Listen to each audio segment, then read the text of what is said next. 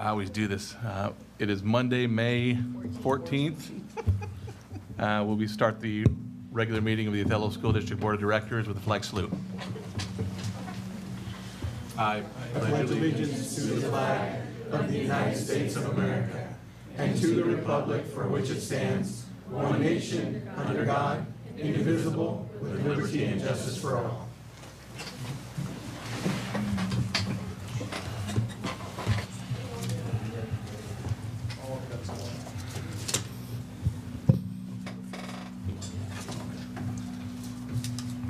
Okay.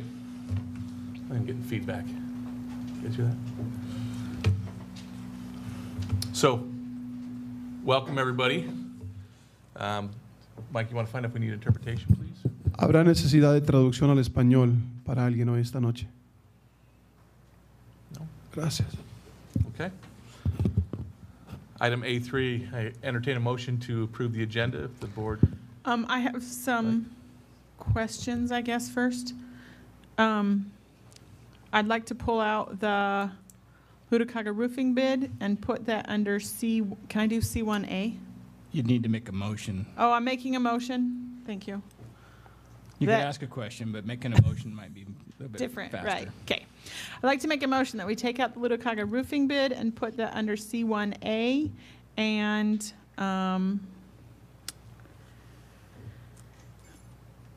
it might have some effect on the portable classrooms, some of that's under the superintendent's comments, but that isn't something I think that I have to pull out. I think that's it. So I'm clear, was that a motion to pull the item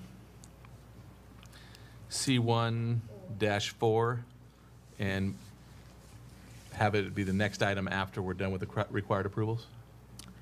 Yes. Okay. And then also, I do have a question about all of the curriculum adoption. So questions you'd like to ask when that time comes, or would you like them as separate items? I don't want to approve all of them without having that question asked. So do I have to pull that then?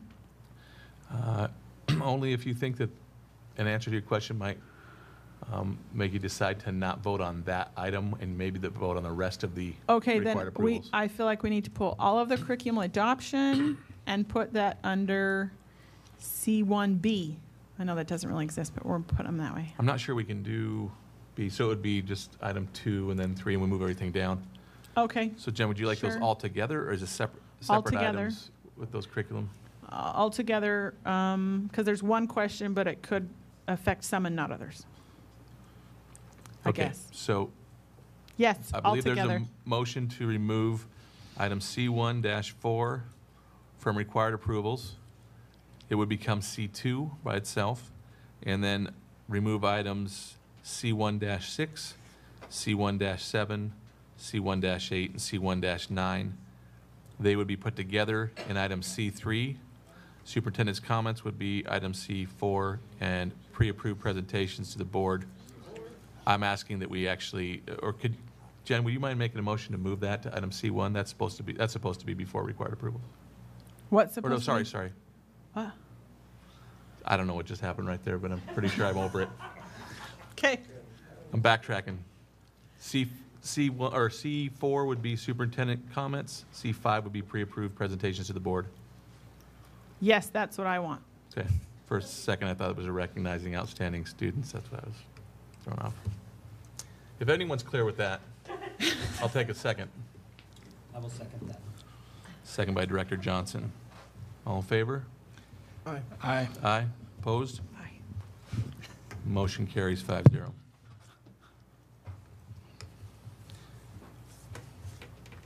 Okay, so we'll move on to item. This was the part I wanted to move. Usually we like to recognize before public comment. Yep. So the future, let's make sure we put recognition of outstanding students or staff before public comment, if we could, yeah.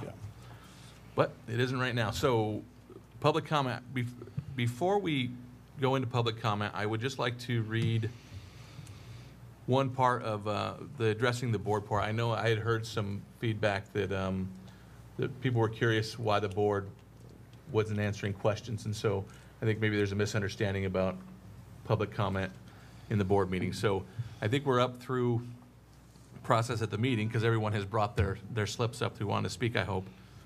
But I wanted to just read out aloud under public comment, if you could scroll up on that, Thalia, where it says addressing the board.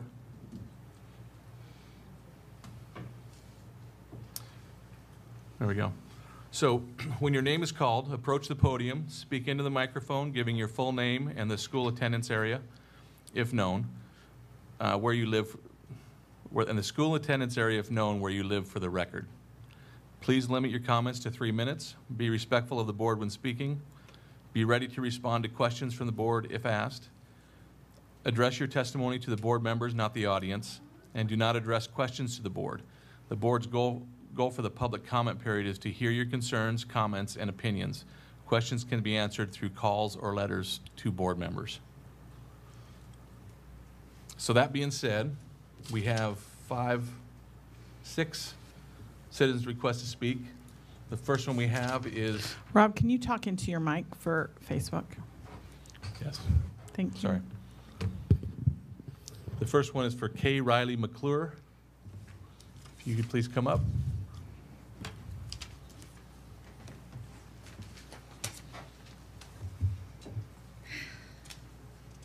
Hello, I'm Kay Riley McClure. I've recently married. Most of you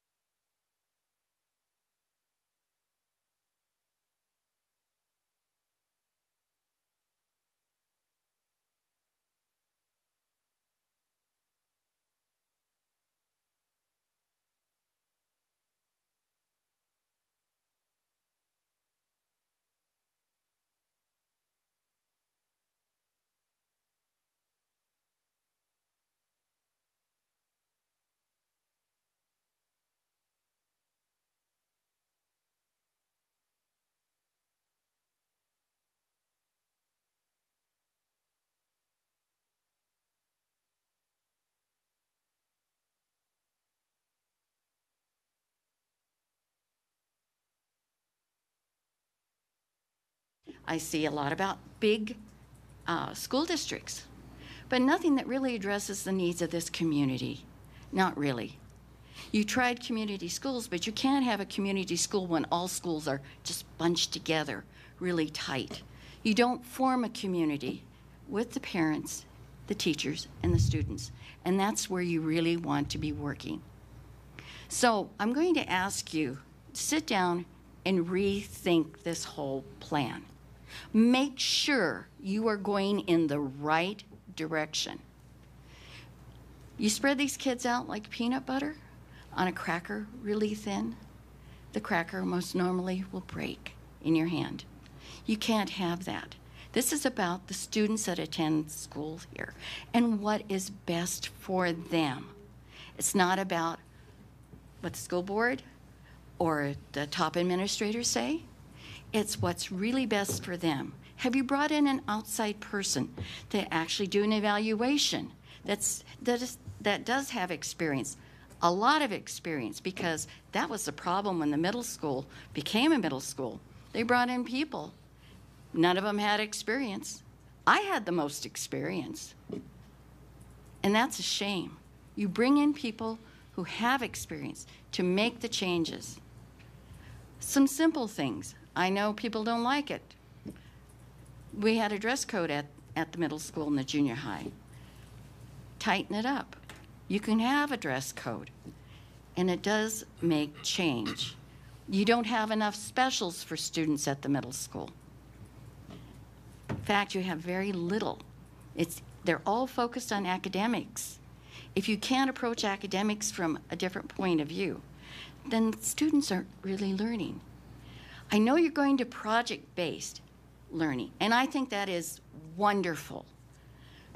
When I was teaching at the junior high, we did projects, and students remembered them, and they carried that information with them over to the high school. And how do I know this? There was one time students were asked, what did they remember about their time at the junior high? They said, rock and roll days, a math program where they built houses, and a study skills class where they actually learned to study. Your specials really don't amount to very much of an offering to students. And to be honest, if I were a student there, I wouldn't be very interested in them. You need to step up the program because there's still going to be a middle school there for a while longer, at least according to the agenda I saw on the website. Then start making the changes right now. Bring in somebody who knows what they're doing. And I think that the change in the school district will go a lot smoother. But last thought, if this doesn't work because you're saying that the middle school failed, what's your plan B? Thank you. Thank you.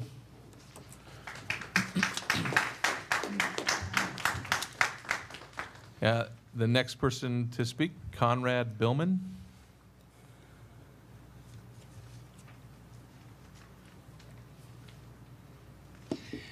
Good evening, ladies and gentlemen.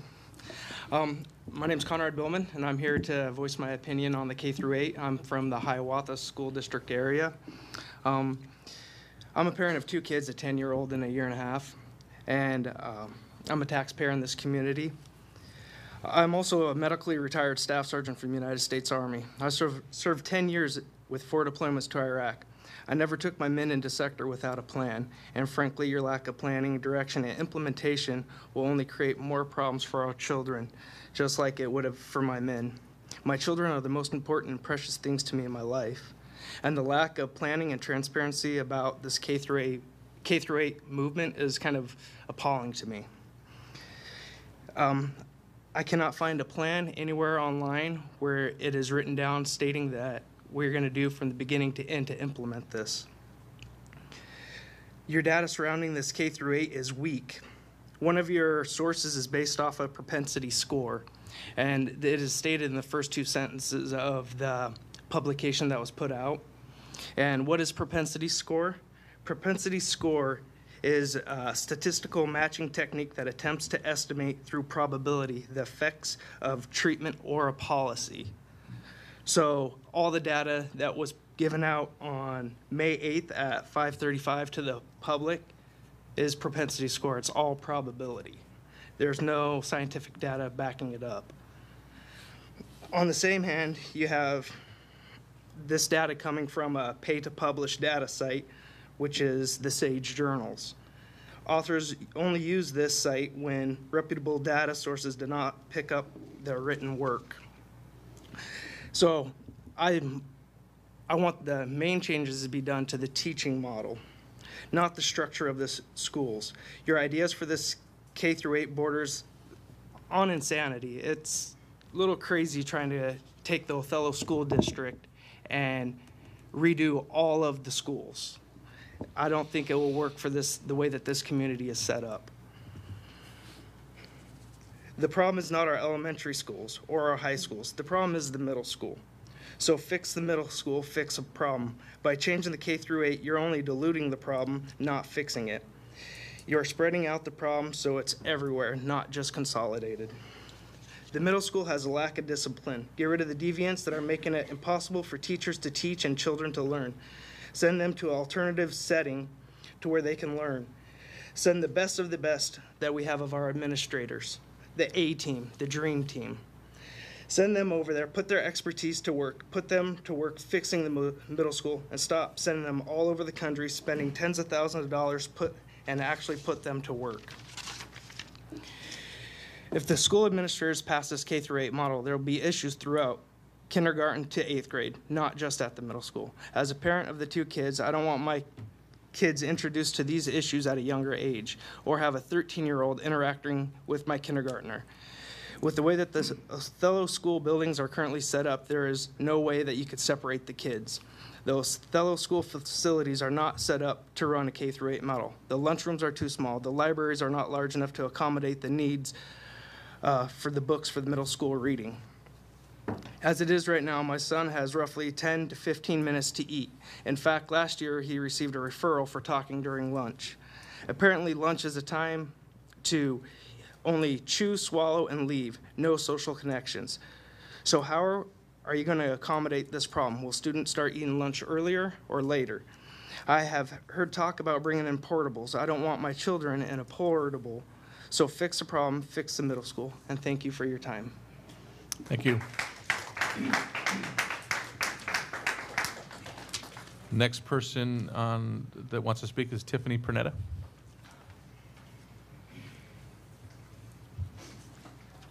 Want to speak? I'm Tiffany Pernetta. I have 4 children. My oldest went all K through 12. I have a high schooler, I have a 6th grader, and I have a 1st grader. I just want to thank everybody, the Othello School District. I feel like as a parent, I'm glad that we're trying something. I've had 3 children at the junior high, and it obviously, I feel like isn't working. I know there's a lot of concerns. I have concerns too myself. I want to put 2 feet in, and I want to do whatever I can to help and to go ahead with it. I was a little concerned at first about putting my 1st grader in with 8th graders. And after I've talked to people and I've had my questions answered, I feel a lot better. And I asked my 1st grader how many times she sees a 3rd grader, and she was puzzled when I asked her that. Like, what do you mean? She doesn't see anybody but in her class. I mean, she's just like, so I feel like, I know that we're worried about our 8th graders hanging out with our 1st graders, but I feel like, I mean, maybe it will happen, but I feel like that's, I don't know. And I feel like for behavioral help, I talked to a school teacher that said, she's a 2nd grade teacher, and she's had a kid that she's had problems with, and she said, you know what? This kid doesn't care if he goes to the office to get in trouble. He does not care. But what he does care is if he goes to his 1st grade teacher and has to sit there for 5 minutes. And so instead of their teachers are working together, so this kid goes and sits with his 1st grade teacher for 5 minutes, and he's humbled. He doesn't want his 1st grade teacher to be disappointed. I feel like maybe K through 8, the teachers can work together, and they can, they know the kids that they're having to deal with. They can communicate. I know I'm in elementary school all the time. My kid gets to junior high. The only thing I hear about is when he comes home and tells me it's not. So my hope is that we can all stay active K through 8, and parent involvement will rise.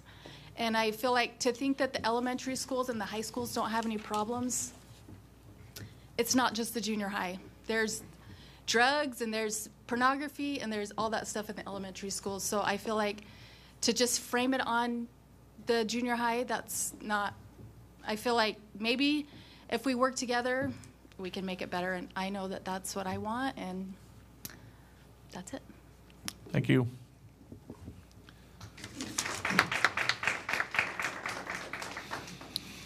So the next person who would like to speak is Lynn Barticelli. Lynn, is that how you pronounce the last name?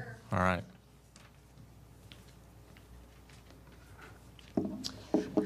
My name is Lynn Marticelli. I have a stepson who is a 7th grader at the middle school. I had a daughter that graduated from the high school in 2014, and my younger daughter started at McFarland and went through her junior year at the high school, and then I pulled her and put her in Walla Walla High School with her aunt. I'm here because I fully support what you guys are trying to do. I have taught in 5 different states. My daughter's husband, their dad was in the Army for 25 years, and we moved every 3 years. So I've seen a lot of different styles going on in each state that I've been in, and I've learned something from each one of them. What concerns me the most right now is the negativity that parents are spewing either to the teachers, to their children, which then gets carried, you know, it's almost like the game of telephone. What you say to start with is certainly not what ends up being at the end of the line.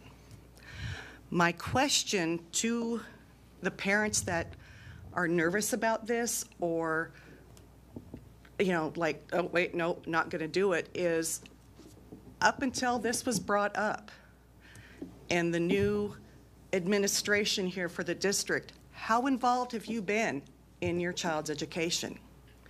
Did you go to open houses? Did you reach out and talk to the teacher for the good, bad, or you're just curious about something, even if it's an assignment? How involved have you been? And unfortunately, I'm going to say probably not a whole lot. I've subbed here this year, and discipline, not going to lie, it is a big problem. And I view this as this administration and school board, y'all are cleaning out a garden. You're pulling the weeds, getting rid of the stuff that is dead, and replacing it with new seeds of hope, new seeds to expand not only what the district can do, but also learn from, you know, well, okay, that didn't quite work how we wanted it, but you know what, we tried it, we're learning. Nobody is perfect. It's not going to be smooth as the quarter mile if you're drag racing. There's going to be some bumps along the way, and that's expected. But I support y'all 100%. I appreciate what you're trying to do. And I would love to be able to be a part of this in some way, you know, to keep coming at the meetings, and I mean, I'll do what I need to do. I'm not a very quiet or reserved mother. You know, that's just the Italian German in me, I guess, but I think you guys are doing a wonderful thing. And it's because of you right there, Dr. Hurst, that you relit my fire. And I know I've told you this before, but when I met you last year eating pizza and talking to you for like 5 minutes, all of a sudden I had that like, oh my God, I really do miss this. I want to get back into this. And it's because of this man and what he has brought to the community. It's lit my fire again. And I really want to say thank you for doing what you're doing. As a mother and a teacher, I appreciate it. And all I ask is, you know, everybody listen to everybody's side. Work together. Don't start nitpicking. Be an example for your kids. Lead by example. You know, show up, reach out. Teacher, school board, it doesn't matter. Principals, talk to them, get involved, offer your services to help out. If your child sees Lynn, that you're excited, it I works. appreciate it, but we do have to. I know, I'm go on. sorry, but just please, let it happen, let it work, and work together. And y'all are awesome, so that's just all I got to say, and thank you very much. Thanks, Lynn.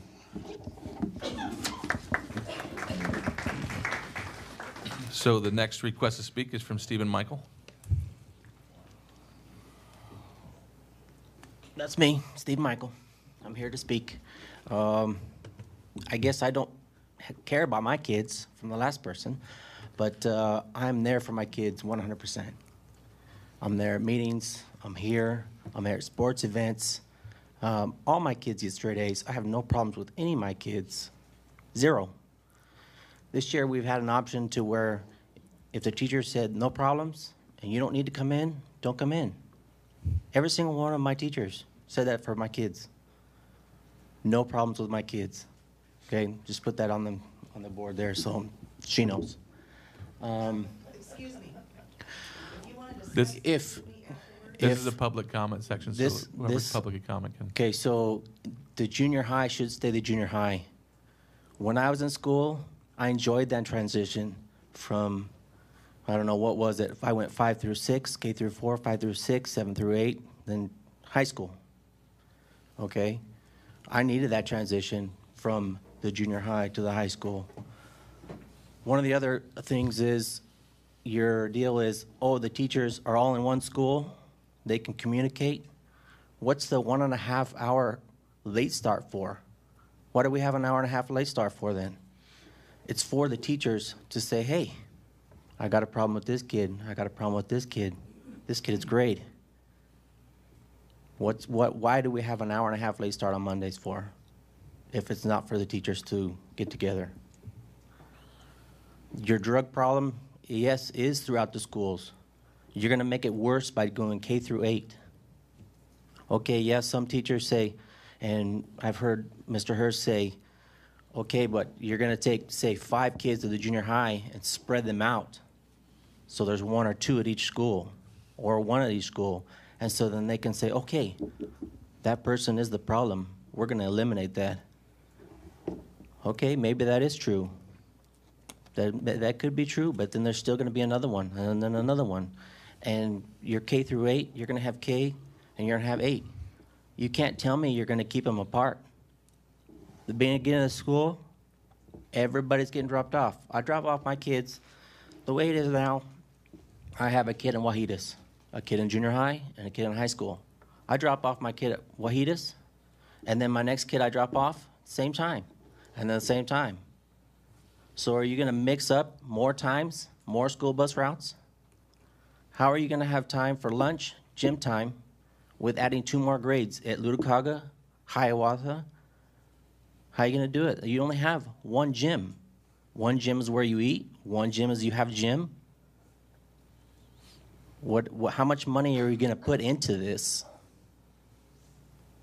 More library books at each school? More money, more money, more money. More portables, more money. You're just adding to everything. None of this is going to solve overcrowding. I get that. I get that. Overcrowding is going to be everywhere. But you're not going to solve the problems that I just talked about right now. Thank you. Thank you, Stephen.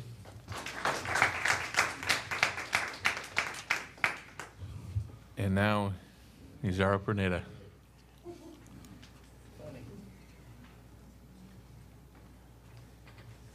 Hello, my name is Zara Perneda. And before I start, I want to lengthen your time. But I have a problem with your addressing the board. I'll start off there. It's easy to talk to you guys. Talk to you, talk to you, talk to you. Haven't talked to you and I talked to you. But I want answers. And they're hard to get from you guys. I had a nice talk with you, and we talked about change. But now let's just change because we need to. Let's change because we want to do something. I spoke to you, Mr. Hurst, and I told you, prove me wrong.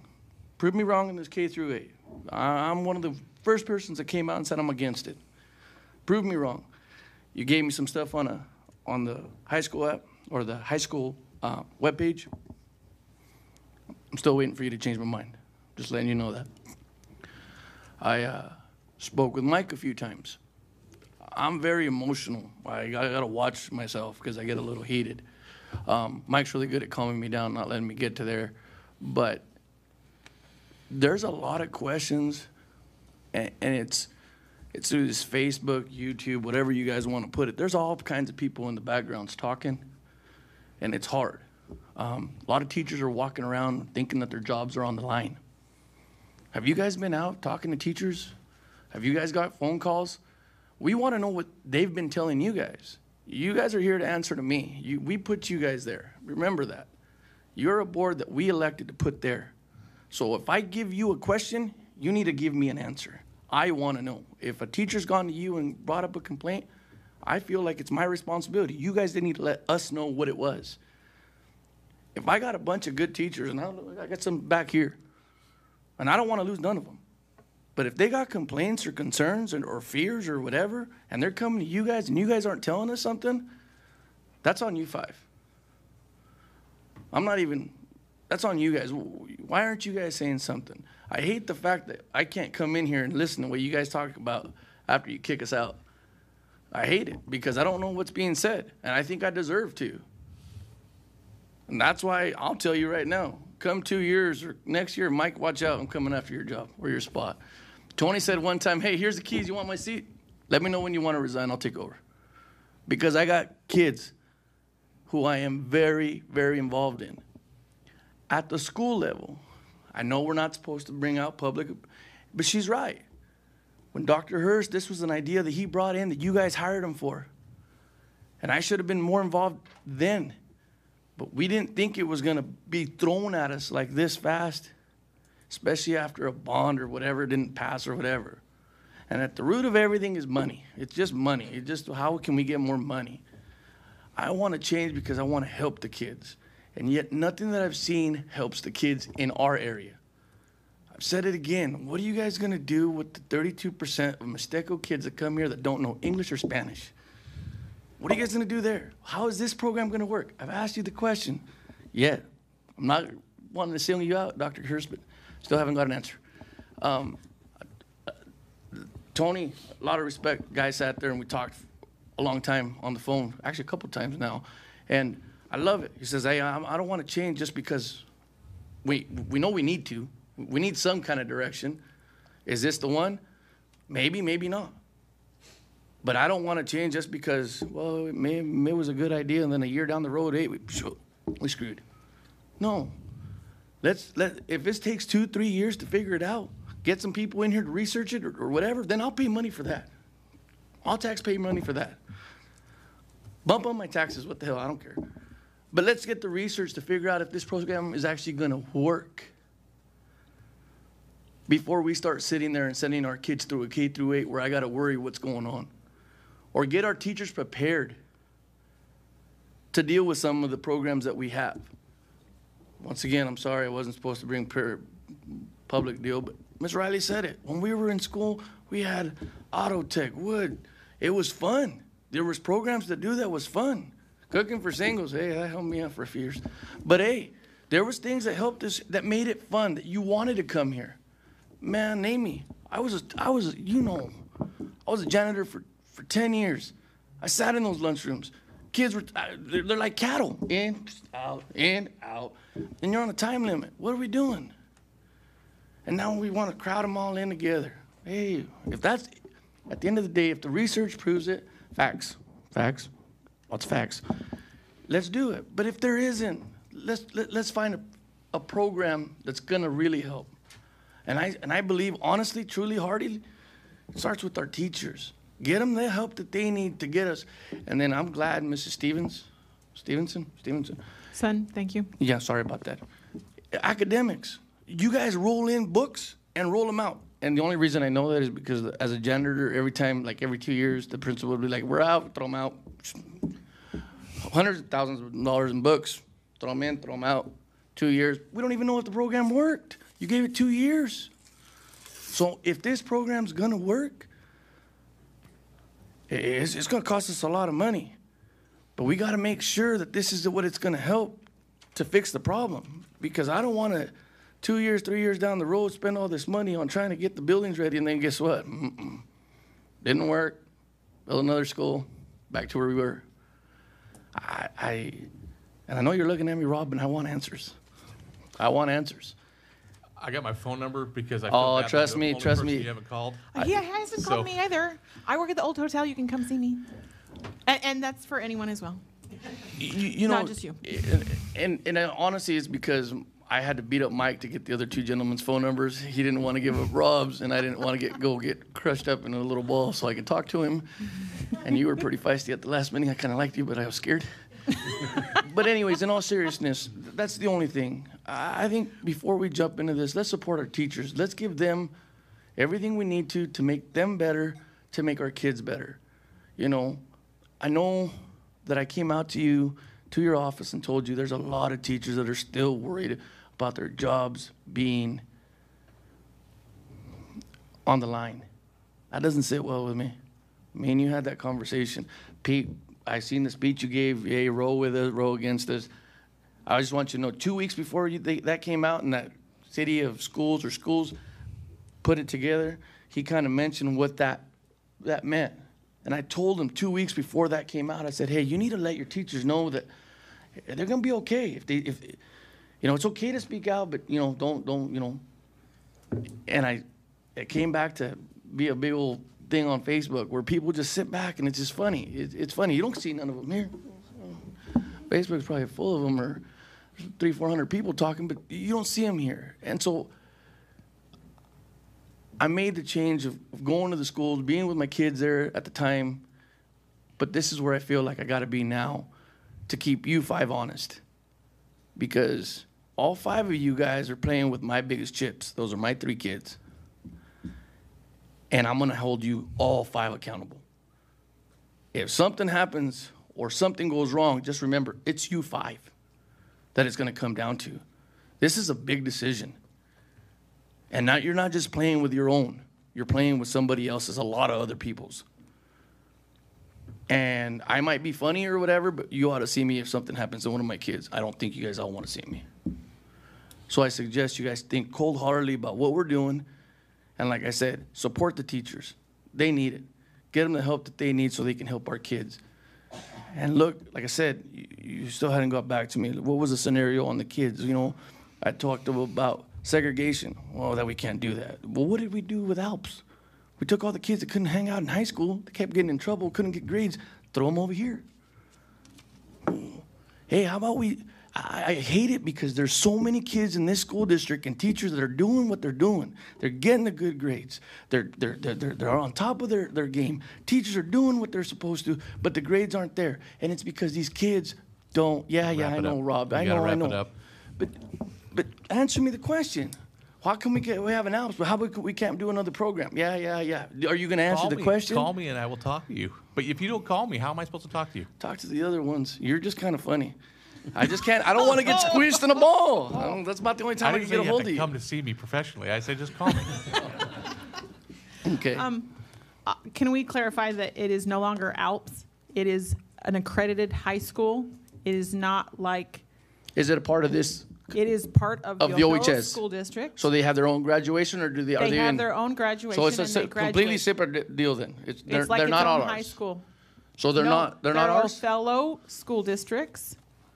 They are their own separate high school. They're an accredited school. It's not ALPS anymore. It's not the alternative. All of the problem kids go there. So a straight A student can go there. No, go ahead. I like it. Go ahead. A lot of the students that I have talked to personally, they chose to go there because it's a smaller classroom setting. You get to be with the same teachers most of the day. And I know some students that go there just because they have anxiety issues and they have straight A's. They're doing amazing. It's really, if you want to go there, if it's an atmosphere that helps you, because it's packed at the high school. It's completely packed. So it's an atmosphere that helps you. So we can't make another school that helps other kids that are lower than others. Just wondering on that one. Come and get his card. Thank you. I'm sorry, Rob. That's the president's so job. Please call so that I have an opportunity to answer your questions. But I just read that's been there, written there forever. Well, how do I didn't contest just make that? it up. I just want to contest that. So What's that that? way, how do I contest that? How do you contest the wording of it? Yeah. Well, if you look in our legislative laws, that's actually how it's worded as well. Oh, okay. That this is essentially what they say. It is a public meeting, meaning we conduct business in public. It's not for the public to conduct our business with us. That's the way it's worded in legislative. We give this opportunity for public to speak because we want to hear that. But what I really want is people to talk to me and call me. And I've had 3 total that have actually done that so far. There's a lot more. I heard there's a lot on Facebook, but No, I'm not talking I'm not on Facebook. I'm not Facebook. But I So I'm want just people to here. call me. So, okay. Feel free to share it with whoever you want to. Please take that. Will do. All right. Thank you. Pizarro. I mean, thanks. Thank you all for your comments. Okay, so we're going to move on to recognition of outstanding achievement of students and/or staff. Thank you all for being patient. So there are a lot of band students. I think, Mr. Ludi, just band? Are there some choir students in this?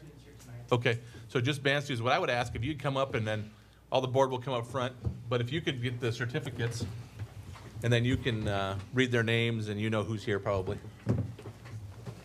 And I'll ask you to say a few words.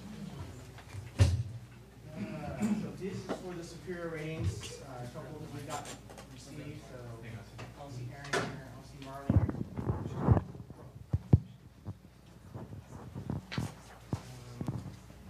Thank you. Stephen Aubrey. Mr. Can you go ahead and explain? Sure. Explain why we're recommending. Well, he told me to go at the end, so that's what I was going to do. So when they first brought me on to Othello School District last year to help out with the music department, we started from scratch a class that had never been taught before with the drumline class. And basically what we did, we took all the drummers out of the band class because they have such a specialized skill set that their needs in band weren't getting met the way they need to. And these kids are amazing. We start them 2 weeks before school starts, all by themselves, coming and learning all their cadences and all the music they need to do. And then they come in a week before school starts with the rest of the band. These students have to know all the cadences. They have to know all the pep band music, all the show music. And then last year, we took them to Portland, Oregon to watch what they call indoor drumline. And that's basically, if you've ever seen a halftime show on a football field with an entire band, it's drumline only, but in a basketball court. So we watched the competition last year, and this year, for the first time ever, we put our own show together, and we finished 5th in our division. Haven't never done it before. These kids are amazing. So we do that. We also do contest-style music, and we got a superior rating this year. And the way it works in the state of Washington is when you go into the room and you face the judge, to place, you have to get a superior rating. Only one school beat us in that room, and that was Pasco High School. So our kids were first runner-up to go to the state contest out of our room. So they've done the legwork. They've done some amazing things. So they have to know how to do all the marching songs, all the pep band music, their show music, plus all of their contest music, all in effort in a 1 hour class that we get to meet on every day. So they're great kids. So I just want to brag on them for a little bit. So and I got certificates for everybody that went to Portland. It looks like Sadi E. Joey Taff, Josue Medina, Johnny Suarez, Kale Furman, Stephanie Artuelas, Corbin Lawson, and if anybody's seen the video, Corbin was our Tarzan. Nick Hardge, Valentine is here. Come on up, Valentine.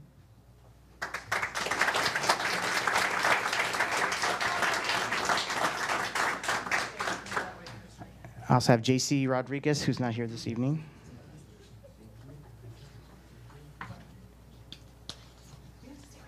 Addison James. Taylor's here tonight. Taylor Taff.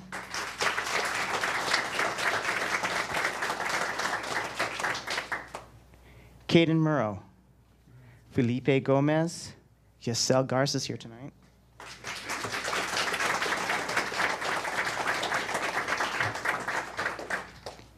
Lane Simpson, Bridger Lawson, and Aaron Wolfs, Marley Askren, Stephen Aubrey, and last but not least, Brianne Kent. So those, and like I said, the certificates for all those that went to Portland this year. These students went to the first annual South Sound Percussion Contest, where we received our first superior rating this year. So we've gotten 2 different contests, 2 different superior ratings, and a 5th place rating in Portland. And we're looking forward to doing it for next year.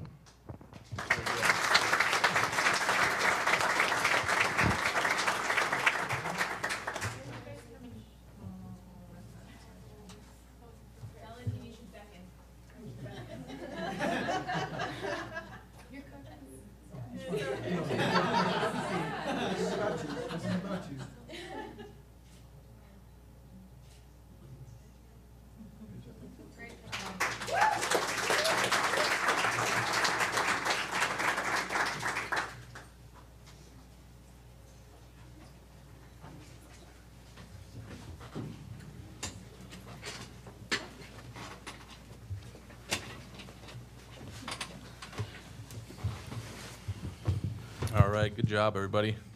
So now we'll move on to item B3. No, sorry, I didn't refresh. Yeah, it's still B3. Good. Board member reports. First item in there should be Jen's legislative report. Okay, so likely everybody got one of these in the mail. There were some key things in it that I wanted to read from our 9th legislative district team that they said.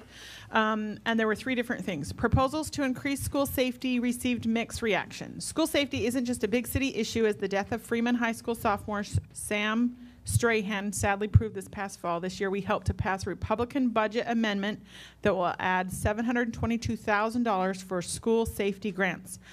Let's see.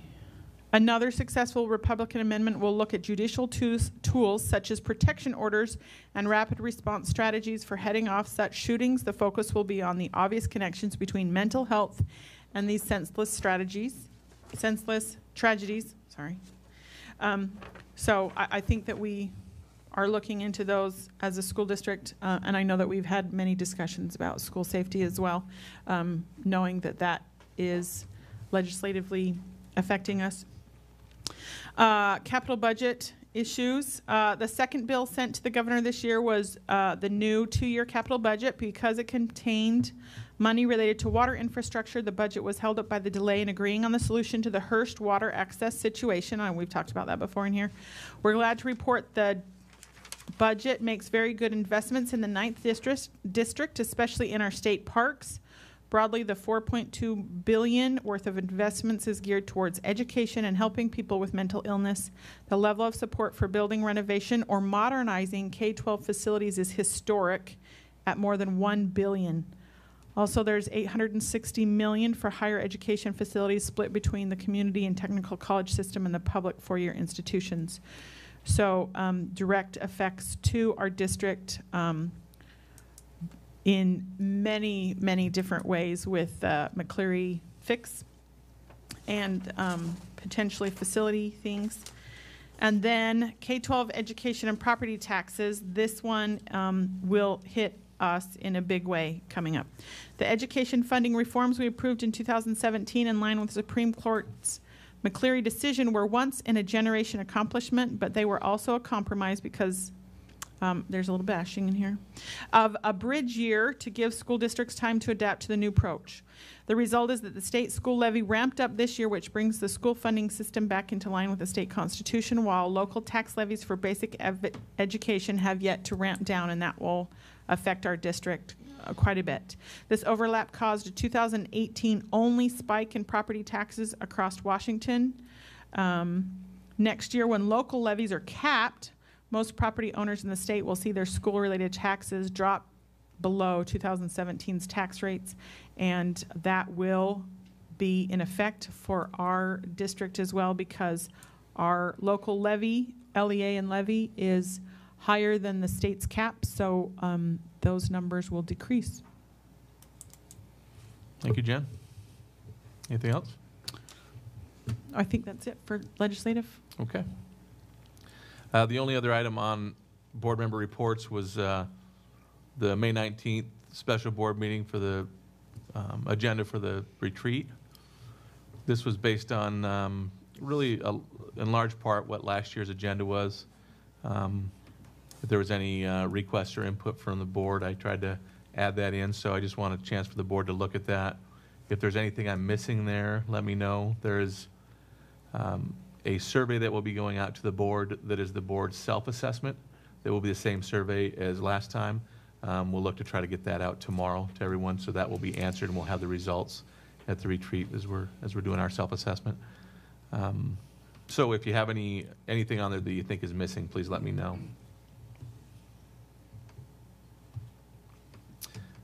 We'll move on then to, if there are no other board reports, we'll move on to student representative reports. Hi. Caden. Okay, so the last week and this week, our students at Othell High School have been doing AP testing. So that's been a very stressful time, but they've been getting through it, and this is the last week, thank goodness. Physics Day is on Wednesday, and we're all very excited, all the students that are attending that. We also have Scholarship Night coming up on tomorrow, which I'm pretty sure some of you guys will be in attendance. I want to say thank you for those who attended Project Bridges and all the support I got for it. Personally, I thought it was pretty successful, and I'm really proud of what we did. And I've talked to Taylor and Isabel, and I'm going to try to put a binder, something together, because I know for me, it was very hard getting started and knowing what direction to go in. So just so they have some guidelines for next year, I plan on doing that. And just giving a student's perspective on K through 8, and maybe it doesn't matter because I'm not an adult yet. I don't pay taxes to the city or whatever, but at least you're trying something. The bond did not pass, and I know that was the solution we were going for, but it was put down. So it's something new. When I was in McFarland, I know we actually had a student slam a tray into another student's head, and none of the admins saw it. We saw another kid throw a kid down a hallway, step on his face, and none of the admins saw it. And this is something that's been happening since my dad's been teaching there, so like 15 years, which is a long time. So you guys have given this model a shot, and obviously it hasn't been working, so you're trying something new and you're trying to fix it. And maybe it's not perfect right now, and maybe some people are against it, but it's worth trying, because it's really easy to complain about all the problems in a solution, but it's really hard to come up with new solutions to fix it. And that's what you guys are doing, and it's going to be hard, and I just want to say thank you for trying. That's it. Well, I want to say welcome to our newest student rep, Taylor Taff. Now, just so I'm clear for the board, was the plan that next meeting is Caden's last meeting so that she can concentrate on trying to get all of her graduation things in order? Was that the original discussion? Okay. Yep. So Taylor, do you have anything you want to share with us from a student perspective? In all honesty, I was unaware I was going to be sitting on the board tonight. So thanks. I said bring up your question in student rep reports. Oh yeah, I got that.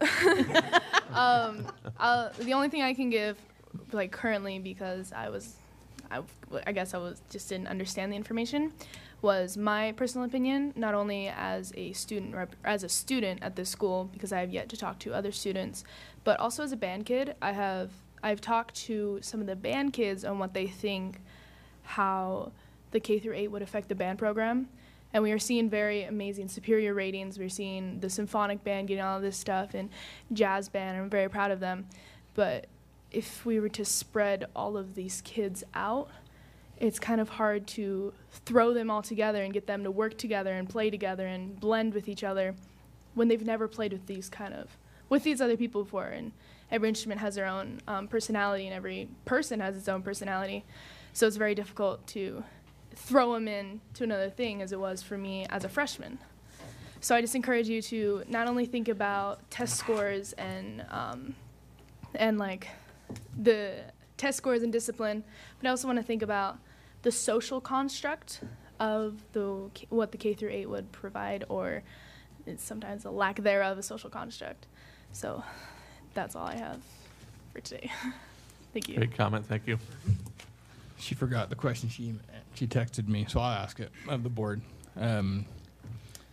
Taylor was wanting to know if the board has a specific time where we're going to let student reps go, or if we're going to make them stay to the end of the board meeting. I know it's come up before with other student reps, and they ask, as the student mentor, they ask me all the time, hey, can I leave? Hey, can I leave?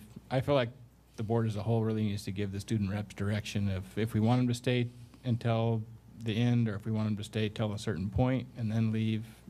I just think it needs to be clear so that as the student rep mentor, I can know what to say. Besides, you guys have to go and they want to leave, so I tell them okay. So. I was wondering, I was wondering what your preference would be, because my term hasn't officially started yet. I wasn't sure if I needed to stay the entire time, or if I was going to be up on here up on the board the entire time, as I'm not a junior yet. I'm okay with either way, I promise. Is this something that the board would like to discuss in our retreat, as far as what expectations would be for that? I think that would be a good idea. As far as I'm concerned for tonight, if you need to leave early, that's fine, because it was a surprise if you're coming up. It's okay. I got a Chromebook and a notepad. All right. So I will add that as one of the items, maybe just working into one of our current agenda items, that discussion. Okay. Thank you, student representatives. We're going to move on to item C1, required approvals. The ones that are left in there are just the ones that were not pulled out. It's appropriate to start a discussion before a motion or to discuss after a motion, either way. So whatever the board would prefer. I move to approve item C1, required approvals. There's been a motion by Director Ashton to approve. Second. Second by Director Stevenson. Any discussion? All in favor? Aye. Aye. Aye. Opposed? Motion carries 5-0. Move on to an item that was pulled, item C2. This would be, oh, thank you, Dr. Hurst. I almost skipped, we want to honor Will Von Braun. Sorry, I was cruising, Will. Please come up. Will was just approved as the new assistant principal at Hiawatha, and so hopefully he has a few things to share. I did that as a joke to Joe. With yours, it was really a mistake. I don't have much to say. But I'm just grateful to be here. I don't think that's on the bottom. Will? You're going to have to Don't want me to talk. push on the bottom, push the button, and hold. Just till the light turns on, I think. Turn it off. Oh, there we go. So I don't have much to say. I guess I'm grateful. I feel like I'm coming home. I'm excited. I wish my family were here behind me because we're moving back into the community, and we're grateful to be a part of the community again. It's exciting to come here and see a passionate board and a passionate community, and I've been following from afar the district and the moves they're making. So it's exciting to join that team and be a part of the courageous leadership that's going on here to really make an impact for kids. So we're excited to be a part of it and here for the long haul. So thank you all. I'm excited for the Hiawatha staff. I've gotten to know them over the last couple of weeks through the process and the hiring process, and I know many of them already and got to know a few more. So it's exciting, and thank you all for the opportunity. Thank you, Will. Congratulations. Welcome back, Will.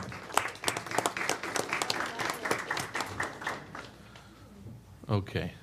Am I good to move on? Yes. All right, thanks. Sorry about that. Okay, so this the item C2 is specifically the Ludicaga roofing bid for the West Wing office and Middle Wing. And you had some questions about that, Jen? What is the number that the board has to approve? Let's see.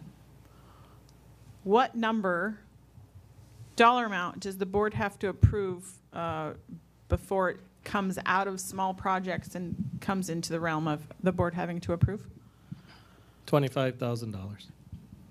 Okay, so are we approving this because there's two bids and one's above that and one's below that? That is correct. Okay. That's a good question, though, and I don't think that's necessary. What? Unless we were to choose the more expensive one, right? Okay.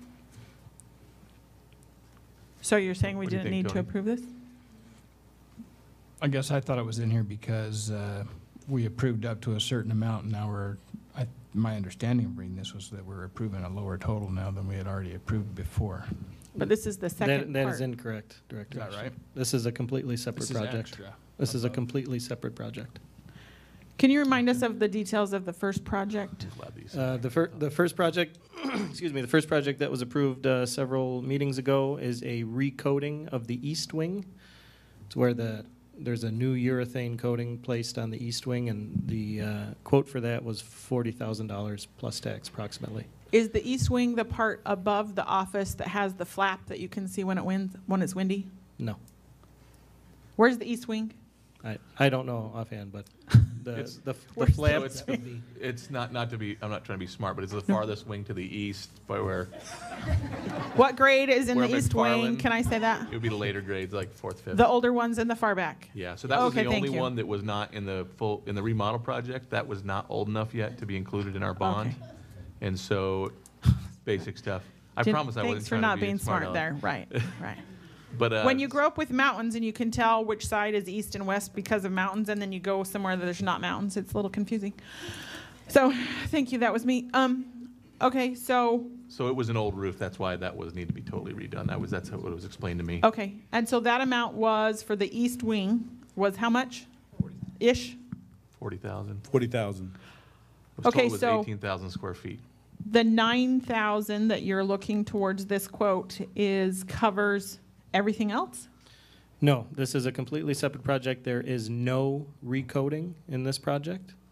So for this project, there's a portion of the roof on the east wing, or excuse me, the west wing, the middle wing, and the office, which is actually separating. It's coming apart.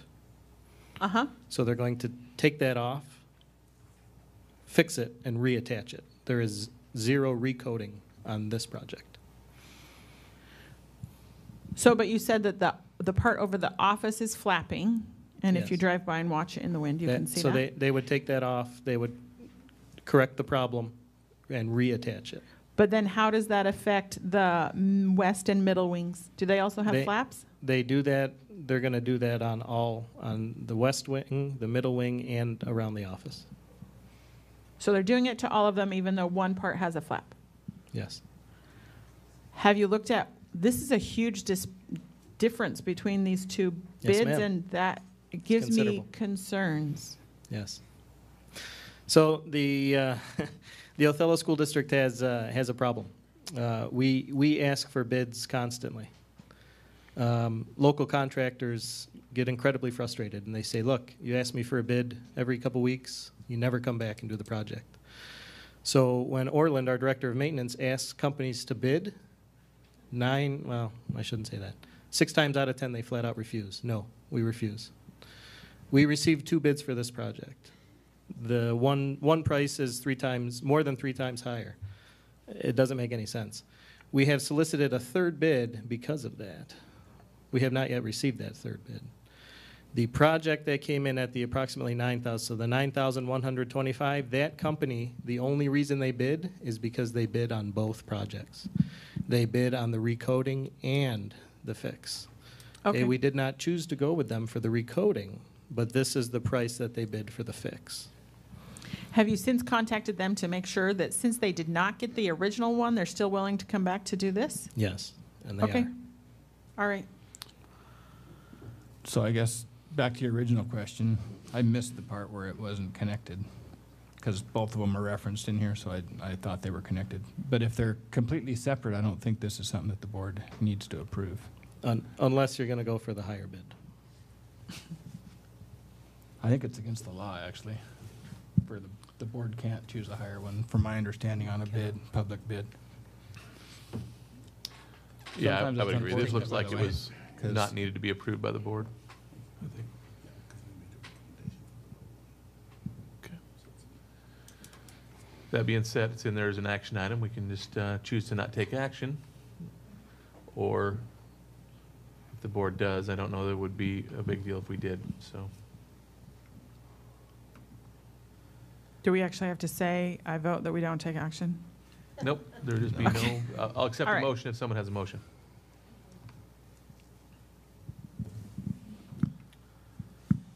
So, item C2, Ludicaga Roofing Nope. bid, Oh, I'm sorry. there was no motion by the board.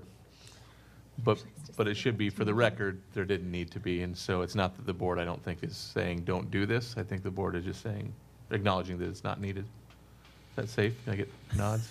Sorry, I thought you were, All right. yeah. Okay, thank you. Okay, so then we'll move on to item C3, curriculum adoption. Jen, you had some specific questions on that as well? Okay, so for these 3 curriculum adoptions, it says in each of them that community and parents were given time to come and make their opinions heard. I want to know how many came and checked these out. I'm going to let the teaching and learning team speak to that.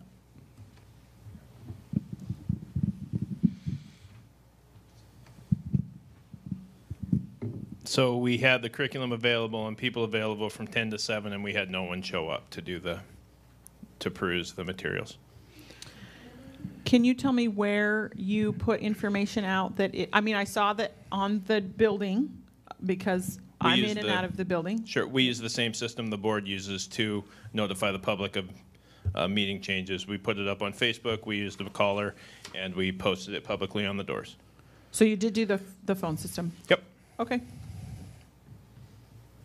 That doesn't reach the community, but that does reach parents. Correct? Which Okay. would be the ones most directly impacted by a curriculum change. Right, okay. Facebook does. Yes, so. Okay. That's my, Any other questions? Questions? Okay. I'll accept a motion on those. I motion that we I move that we approve these curriculum adoptions. There's been a motion to approve item C3, the 4 curriculum adoptions that are located within that. Second. By Director Stevenson, second by Director Garza. Any discussion? All in favor? Aye. Aye. Opposed? Motion carries 5-0. I got a quick question. No vote, okay. Just really, this is on past curriculum that's been Yes, sir. passed. And it was brought to my attention lately, and this has to do with sensitive issues curriculum. There's just a difference between the RCWs and the WACs on excusing your parents. I mean, excusing the parents viewing the material and excusing your students. RCW requires the parents to view it, and then they could sign off. After they view it, they could sign their student from not opting out. The WACs does not require that. So that might be researched and checked Okay. in to find out Absolutely. which one we're going to follow. Takes precedence. Absolutely. Okay. We'll move on now to item C4, superintendent comments. There were 3 items in this. If the board has any questions for clarification, then feel free to ask those. Non-yes? Non-where were we going there? Feel free to ask. Okay. I have a question on the teacher staffing report, I think is where it was at. We'll start there. Absolutely. You know my questions. So it says in our current school year, we have 31 long-term substitutes. What I would like to know is how many long-term substitute teachers did we have last year, and where are those current 31 teachers? What buildings are they at? How many at each building? Can you speak to that, Sandra? Sure. So 2016, 2017, I was trying to get that data, and it's a little choppy. I wasn't here in those years, so I'll try to get that as best as I can. I was looking for that data. Thank you. For 2017-18, we have them divided among the schools, those long-term subs. The majority are at MMS and Ludokaga. Okay. I can get you exact numbers. Please, Yeah. I would appreciate that, yes. Yeah, definitely.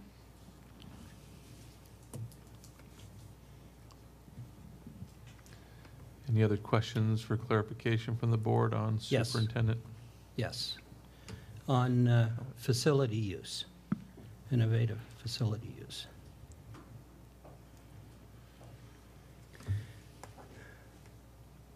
I see that the preschool is looking at moving into the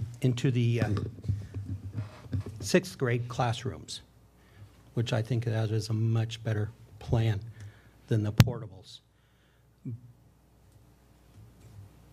Is this just for the 1-year term, or what's going to happen to the preschool the following year, and then the 8th grade as this transition continues? For next school year, the feedback that we received about the challenges of housing preschool at that site and the issues with the portables as we continue to think about what ifs. This model, we worked with Jennifer Garza, our Birth to 5 director, and our building principals around those ideas.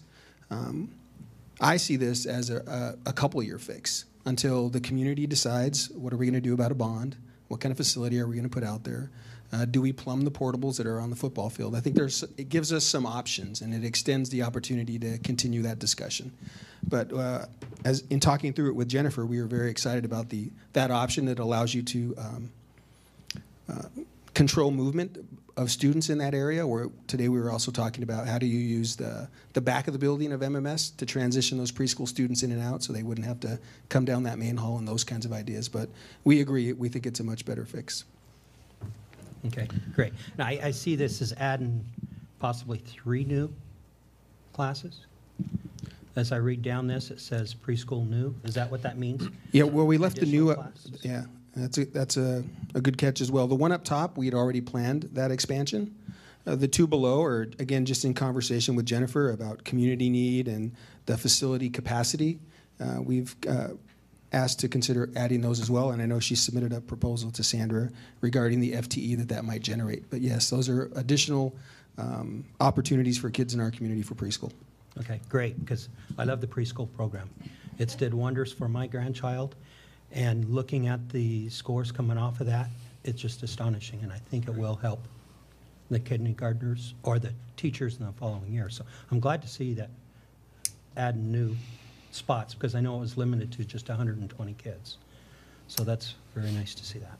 So I think the answer brings up a question that I have for clarification then. So as far as when you said this is a couple-year solution, do you mean preschool being in the 6th grade wing, or do you just mean, what did you mean by that? That's exactly what I meant. I think it gives us time to consider either what the future of preschool is going to be. What kind of facility are we going to need to offer what's been proposed in the vision, which is preschool for 400 4-year-olds in this community, and how do we do that?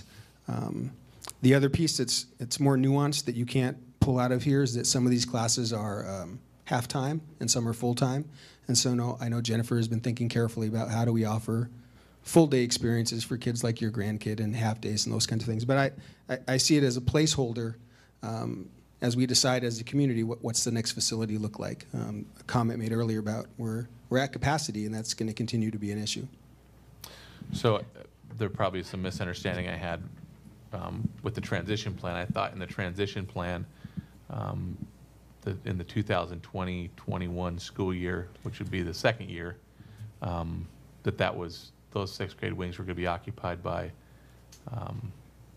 the students that would move from Luticaga. So that was why I was asking about that. Yeah, that's because that's my understanding. On the 2nd year of the transition, actually McFarland will be full K through 8, except for your upper level grades. 8th grade. Just 8th grade Right. will have not transferred yet. So, but what this allows us to do for this year is to continue that conversation about portable usage. So we know we have some portables that are housed in that parking lot. We know we have some capacity on that football field. Things aren't plumbed. In conversation with the board, considering that they perhaps are not appropriate for preschool kids, but over the next year, could we make that happen? Could we still make that a possibility? And that's what I meant when this could be a couple-year solution. That physical location for those kids. So it has the wrestling room as the OSD preschool play area. I assume that includes ECAP? Yes, you'd probably need Jennifer to provide the particulars about ECAP's requirements related to physical activity and space requirements. So, but that's our initial thought, is those kids would interact on one common area. And then what would happen to what normally happens in the wrestling room? That's currently a 6th grade classroom. So next year that would be vacated. Okay. It was a wrestling room That's for weird. about a year. I see. Okay. All right. Maybe 2. Okay. So I have concerns with this plan. It's not equitable across the district.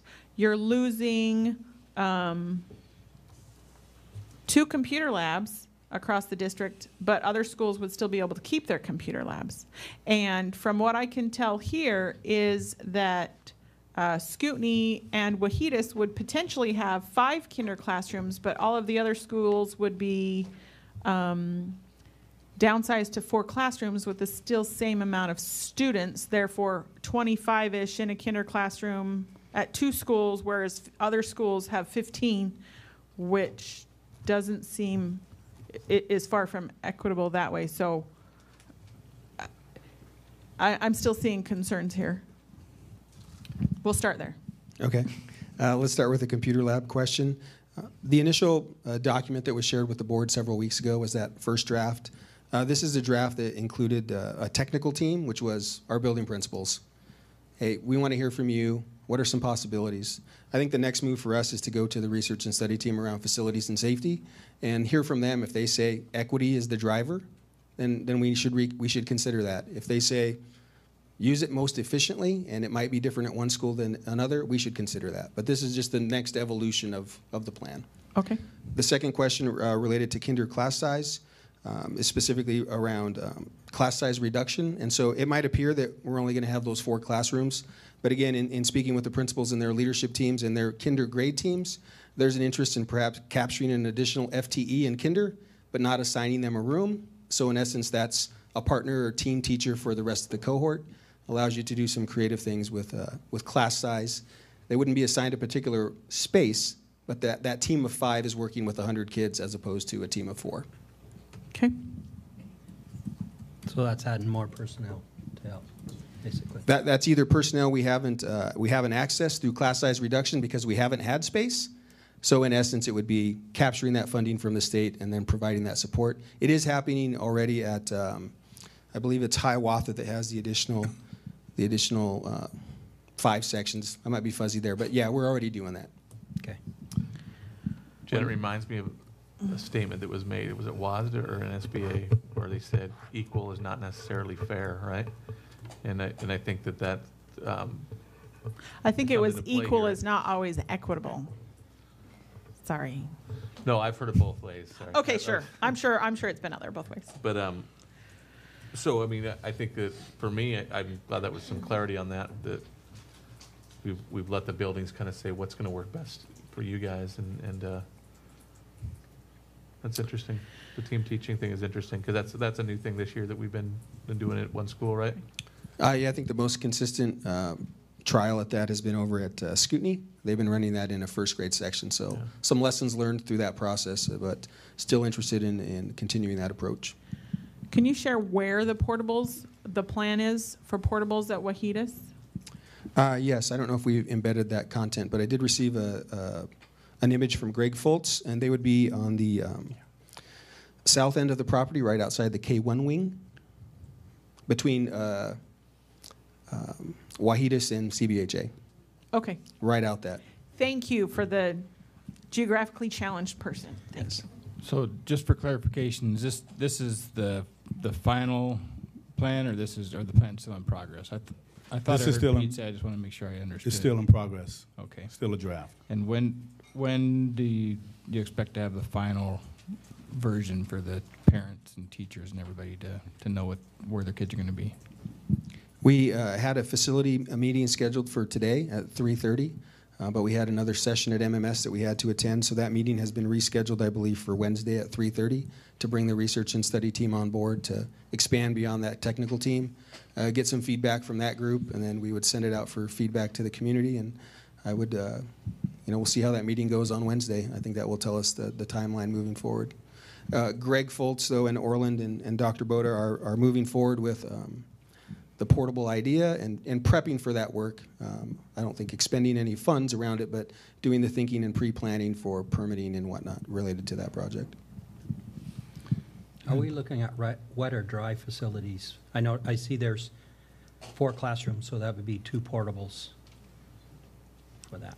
They're wet. If you They're look wet. in the quotes, I'm sorry, there's wet and dry in there, isn't there? We recommended wet. Okay. Okay. Yeah. There was one last question somewhere in here. It said, occupational therapy at Lutakaga. Is there another possible, and please stop moving high cap. Oh my gosh, that's so confusing and such a pain. Not only for those that have kids in high cap, but for that poor teacher. They're such a stepchild.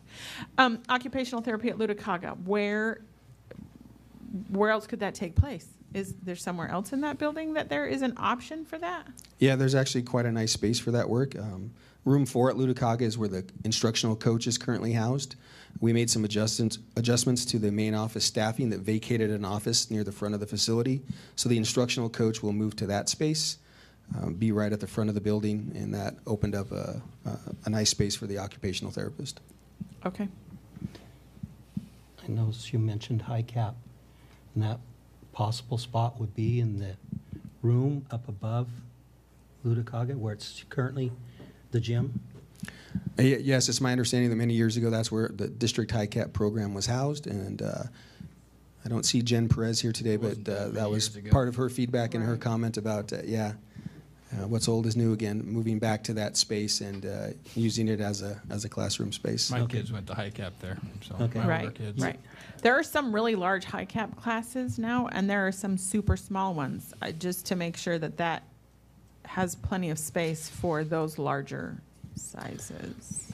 So Because I one know thing- it's like a large closet. I don't relish this as a board president, but we are definitely getting operational, I feel, right now. Yeah. And so what I would just remind is this is a rough draft. There's lots of feedback going into it. I think it's good for us to get clarification, so it's a fair, if a community member asks us, we know how to answer questions. But with this being such a rough draft, I think we could get down a rabbit hole pretty easily, so. Yeah. I know we're not there yet, and this is not actually in here, but I do have one other question on the plan that was on the website for next year. Mainly, I just wanted to clarify that current fifth graders will stay in the same school they're at.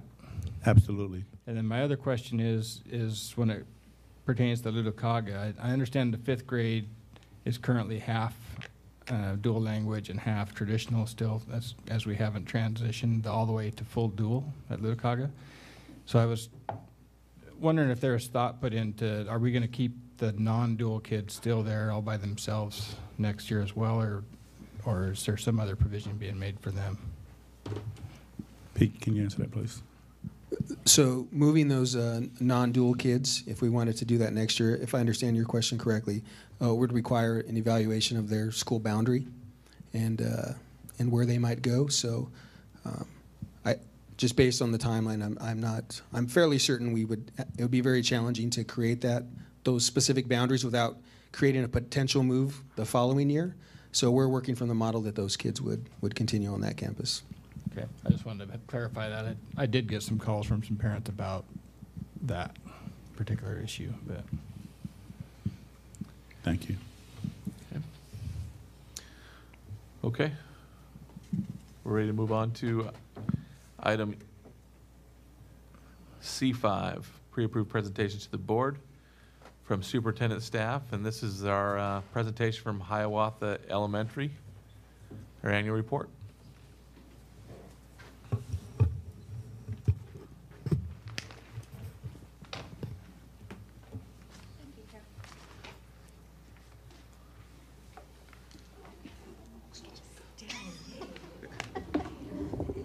Okay.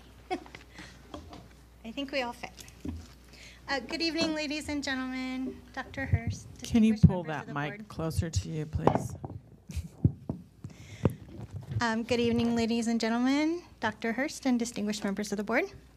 My name's Heather Dyson. I'm the principal at Hiawatha, and I'll let Joe introduce himself.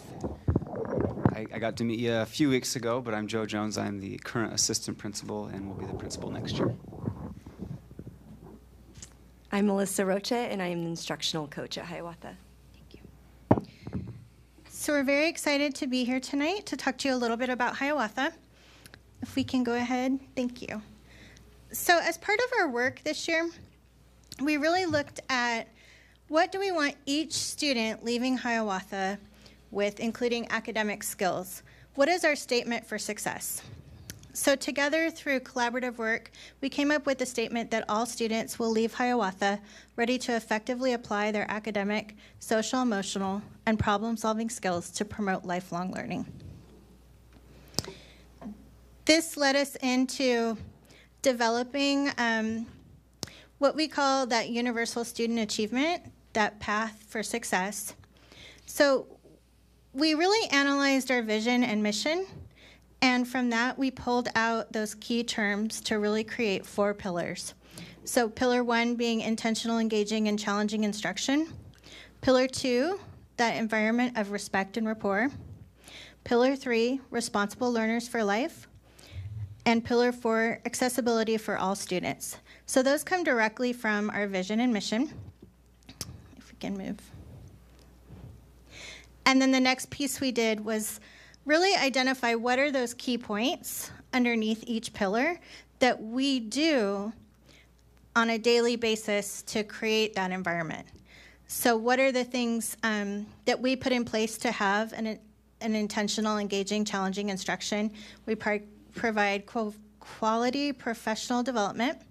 We have our committees that meet regularly, and they're aligned to both our curriculum and the pieces that we're engaged in through our universal achievement. We have our PLCs. We're working specifically on teacher clarity, that collaboration, and that observation and feedback. And if you look at each pillar, we've identified each one of those. So as we work and we really dig in throughout the year, we align our pillars and really look at those intentional pieces that we want to have growth with. So moving down. Can I pause you for a second? Please. Can you go back up? What's hot under pillar 2? Is What's hot? We're all hot. It's the Hiawatha Outreach Team. Okay. And so what they do is they were developed last year in order to pull together the Hiawatha community. And so really working on what kind of activities can the staff do together to not only have fun and engaged in one another in kind of a respectful relationship, but develop that rapport and kind of those foundational things that really lead to that collaborative work. So building the staff Yes. as a team. Yes. Okay, thank you. Mm-hmm. So we were very excited when the district brought on the teacher clarity, and we've spent a large part of our year really digging into teacher clarity.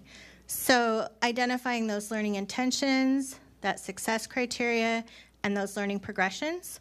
And Melissa's going to talk a little bit about some of the work we did with that. Apologize. I feel like with my teacher voice, this microphone's going to make it a little bit louder. So I'm just going to talk to you a little bit about some of the work that we started with this. Initially, after a team of teachers from our school went and participated in the Teacher Clarity Professional Development, we brought that back to Hiawatha and really tried to think about what are our next steps at Hiawatha. And so what we decided to do is during this time, we pulled grade teams twice throughout the year to do some of this work together, and we really went through the process, focusing on the success criteria, which involved breaking down the standards and really determining, is everybody on the same page with what the standards mean, and how can we break this down for our students to understand and to evaluate their own understanding of what they're learning. So during those 2 half days with grade teams, we did some of that work where we're breaking those down and making connections to some of the past work we've done as a staff. And this has really laid the foundation for the work that we've continued on with some horizontal and vertical alignment.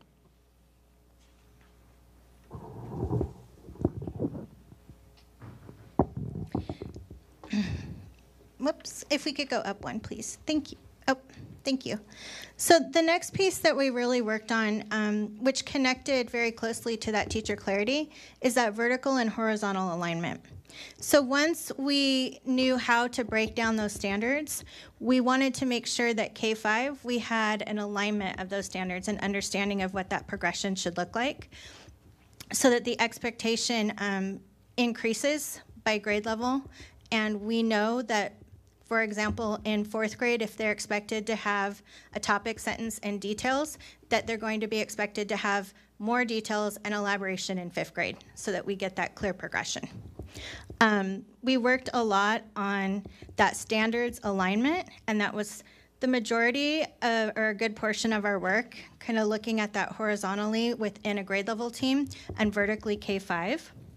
We identified some of the strengths and needs of the students, which then led to, if this student is a 3, if they meet our success criteria, if this is a clear example, let's go ahead and create a rubric so that we know what each expectation is. And from that rubric, we were able to really create exemplars. And with those exemplars, we're able to look at what are students missing, and if they are missing something, how can we target that in a small group instruction so that we're very clear and targeted on what those students are missing and what they need to get to that next level.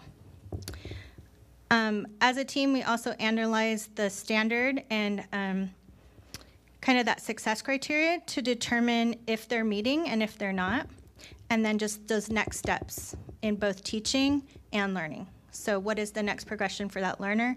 What's that next progression for the teacher in order to get the student there? So we've kind of laid that foundation of where we wanted to build it as we worked specifically on some opinion writing K through 5. So some of the steps that we're looking for as we move forward is expanding that to all of ELA and to math, so that there's some continuity amongst the staff so they understand what's the progression when a student goes from first to second and so on. If we represented teachers in our building, if I'm a 4th grade teacher, I need to make sure it's very clear to me where were they in 3rd grade, but I also need to understand where do I need to get them to 5th grade. So together as a staff, we're working on laying those pieces together so it's very clear what that should look like. But we also realize that would be an awful lot to bite off. There's a lot of standards that are out there that we have to teach, and we need to be realistic of what we're trying to tackle. So what we're planning on doing with our staff in June, the week after school gets out, is to take a couple of days and look at some of those major clusters in ELA and math, where we're going to get the most bang for our buck for students, and really try to tackle a few of those standards and kind of come up with some of those non-negotiables of how do we tackle those standards as a building. So if you're looking at working on story problems, so to speak, what is expected from kinder all the way up through 6th grade, of how do we address that, whether it's how do we annotate the problem, are we boxing, highlighting, underlining, what are the strategies that we're going to use so that we are all on the same page, there's common language for the kids, so that we can make that as smooth as a transition for all of them. And so that's kind of a piece that we're pretty excited jumping into, so that not only are we all on the same page, but so that when teachers are getting together on their PLCs, they're able to collaborate on that, making sure as they look at the data, are we meeting the needs of where the kids are at, or do we need to revisit some interventions and provide, again, if I'm working with 4th grade students, maybe we need to jump back to 3rd grade and figure out what pieces are we missing, how do we fill that in for students and support them, but we can have that collaboration piece as not just a team, but as a building. So as part of the process this year, we really recognized that we needed to spend more time on data. So if we just go down, yeah, thank you. So part of what we did was really look at what are those essential pieces that we need to be covering in our data meetings. And we lengthened our meetings. We actually doubled the length of our meetings. Prior to that, we'd been doing a lot of creating our RGR groups. And now we really wanted to get into what are some of those next steps as we dig into that data as far as trends and gaps. What are our students really telling us with that data? And what are some things that we need to put in place as far as interventions? So just being a lot more intentional with that piece, not only increasing the time, but making sure within that time that we had a very clear protocol to reach more than just the RGR data, to reach some of the STAR data, looking at math and reading, and just being able to cover more of the whole child rather than just that reading component. And then being able to look kind of as a grade level, what are we seeing some of our needs are, and how are we going to address that?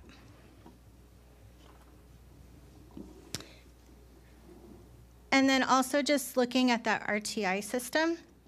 This year, we've always had that RTI protocol where we looked at at specific need of the student, developed a goal. This year what we did was we actually added a behavior component to that, so that if teachers had a behavior need, they were able to bring them to the RTI behavior team, and we were able to systematically look at that. What is the frequency, duration, and intensity of that behavior? Do you have a question? What does RTI stand for? Response to intervention. Thank you. I'm sorry. Yeah. So really just kind of honing in not just on the academic, but that behavior piece. So we could then create a baseline for that behavior, set goals, monitor, and adjust as needed. So I think that's really helped eliminate some of the behaviors so that we can have more time that we're spending on academics.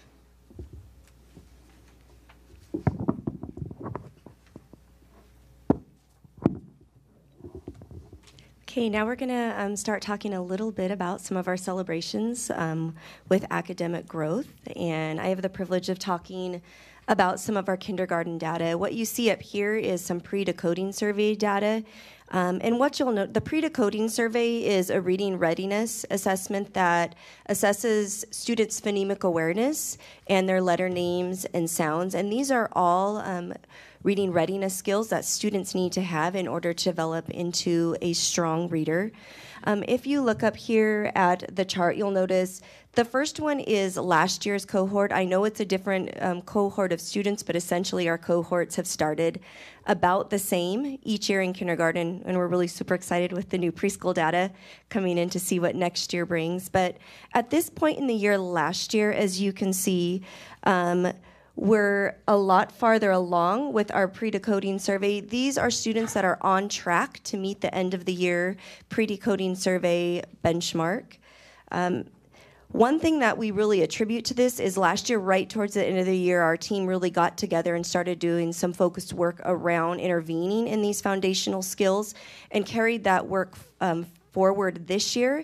And then with the addition to some new curriculum that they were using in their classroom, our team has been super excited about the growth that they're seeing in their students.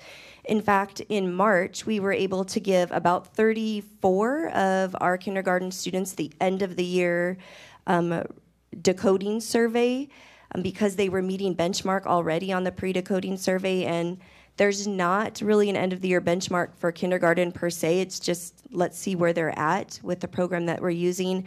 But 28 of those students were already hitting the beginning of the first grade benchmark. So we're really excited to have this group of kindergarten students moving into first grade next year with some really strong readiness skills to be readers.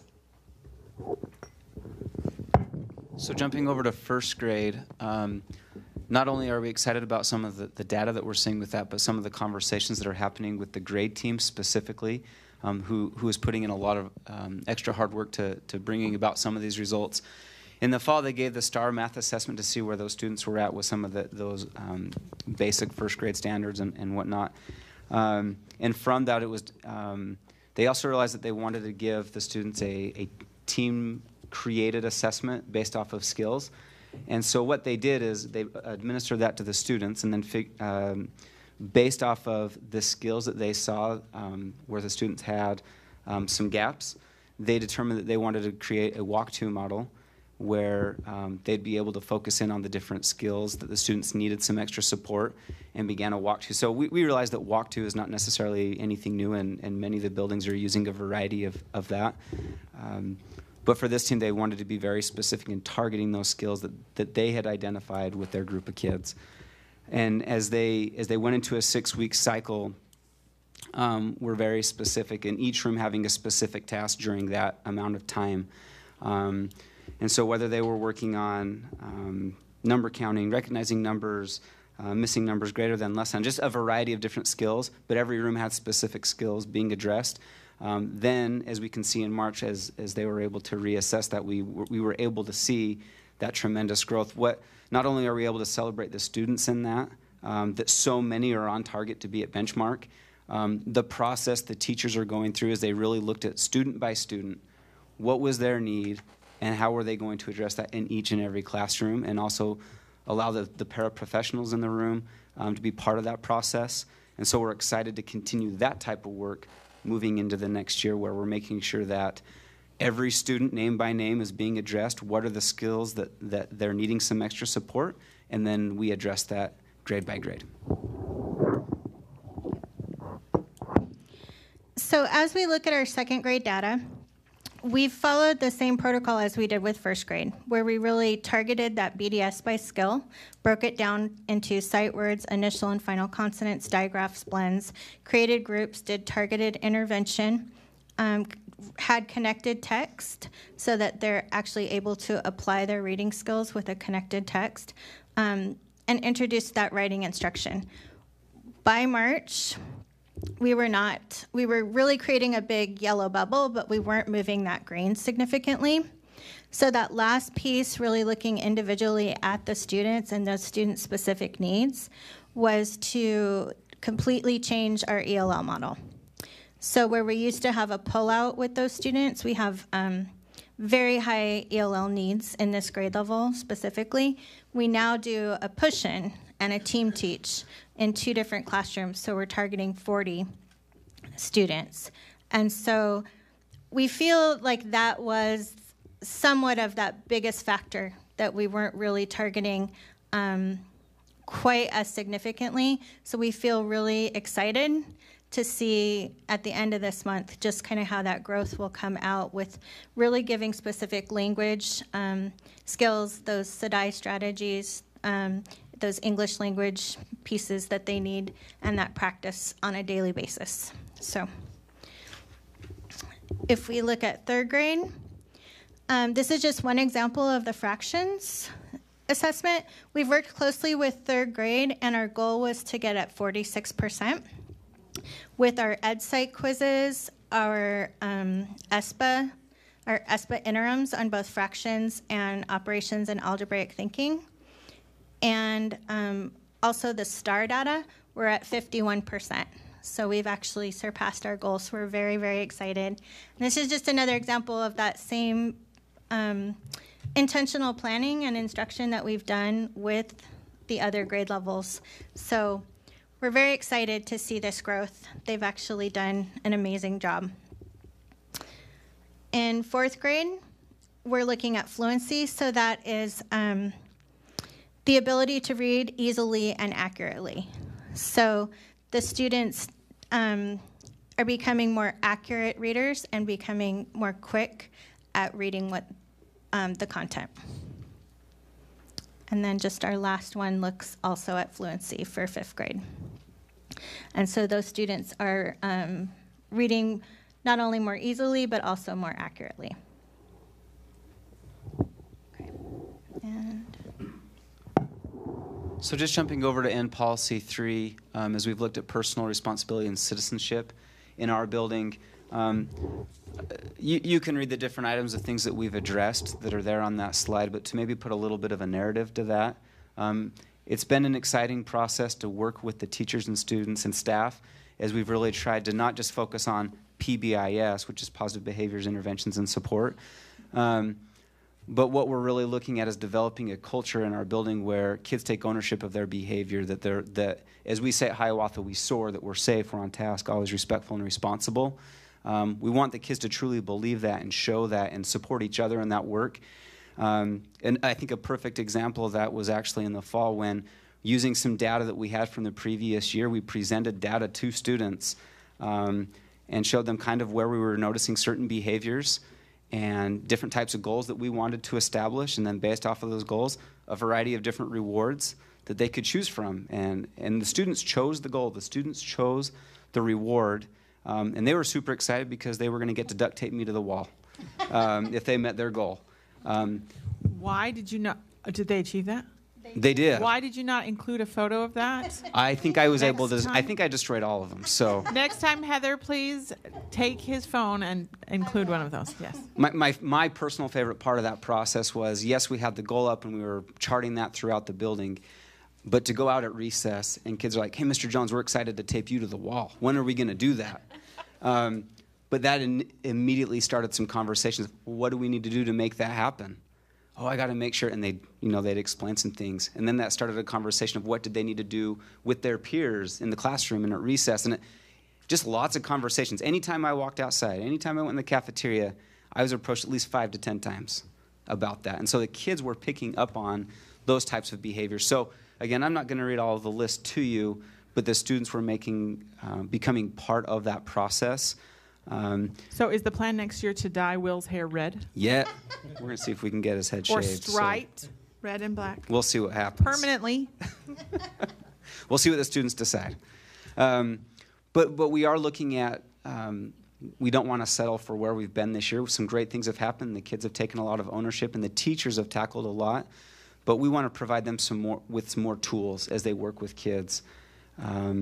And so we'll be attending some different conferences, sending a team to the National Safe and Civil Schools Conference, where not only will there be more conversations about PBIS and how to move that work forward, but also developing classroom management tools and pieces of what's known as CHAMPS.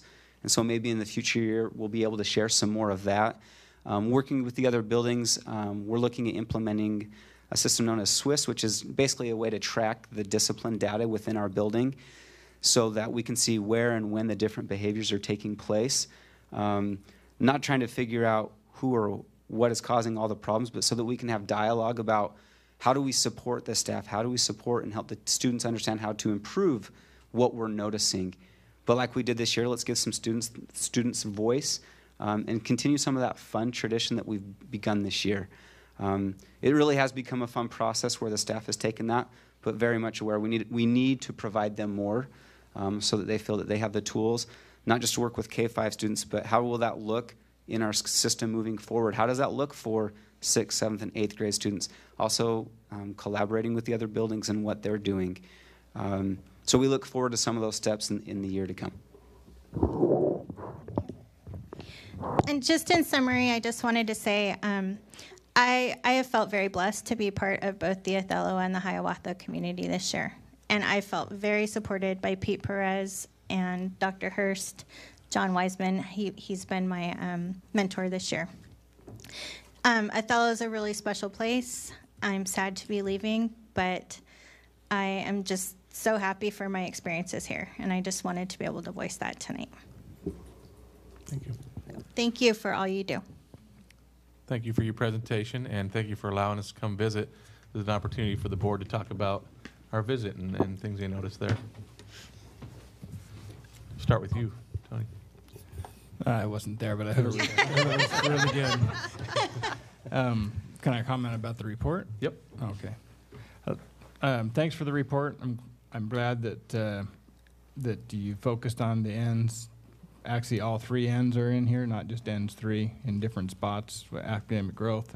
Great to see the growth. And as a board member, it's really important to me that our students are growing from wherever they're at to wherever they end up at the end of the year, and it's great to see this data. I did want to thank Heather for coming to Othello. I've heard lots of great things about what you've done at Hiawatha. We're going to miss you. Thank you. As a board member, I wish you the best in your future endeavors. Thank you so much. How'd you pick those 4th graders that we met? They were incredible. Yeah. That's They were every on the Hiawatha ball. student They is were like that. sharp. They were great kids. Yeah. I really enjoyed them. Really enjoyed them. Thank you so much. Ditto on the 4th graders. That was great. I loved seeing how your staff, apparently HOT is working. Yeah. Because your staff is such a unit together and they totally support each other, and that was obvious in many different ways. Not just in that meeting, but in many different ways, to have them all truly support each other and to have a school that not a single teacher is leaving because they all want to stay there and they want to continue to work together is amazing. Thank you. Kudos on the prior mentions. And I got to say that when it comes to your staff, I was brought to tears because your staff was very emotional. And there was not a single negative comment made towards the school, towards the district, towards administration, towards the configuration, towards anything. On the contrary, it was, we're excited to be a part of this. Young lady said that she was going to be here for a year. Now, because of what's going on, she's going to stick around. It was great to see. It was great to hear. I'm trying to think if I've been contacted by a teacher. I haven't, other than that day, and it was very good to see the emotion, just the interaction, the I got your back that went on in that 25, 35 minutes was great to see. It was reassuring to me as one board member that things aren't as doom and gloom as they seem. And I'm sure that's you and your staff deserve the credit for that. The atmosphere you all have created. Joe, you've got big shoes to fill. Hopefully you build on some of the things that have gone on this year. And like they've said, thank you for your contributions to the Othello School District. Thank you so great. much. Good luck in your future endeavors. Thank you. So as a president, I have to go in and run those meetings as well. And I'll have to be honest, I don't know if you guys heard about some Facebook stuff going on, but there was, I heard about it, and there was a lot of negativity, and I didn't know what to expect going into there. But like the staff made my day. I'm telling you, it's like their positivity and comments they made. I was just like, oh, this is going to be a great visit. Yeah. Thank goodness. Yeah. So yeah, the same as what everyone said, but the staff was just so impressive, and and I don't want to take a lot of that staff has been there before. They're on another level this year, in my opinion, and so doing a great job over there. He's gonna do an amazing job. I'm really, really glad. Well, tell them thank you for me for I will. helping make it such a great visit. Thank you. And the fourth graders, those guys were Thank you so much. something. And we couldn't do it without, I just need to say, we have an amazing instructional coach. So, yeah. Thank you so much. All right. Thank you.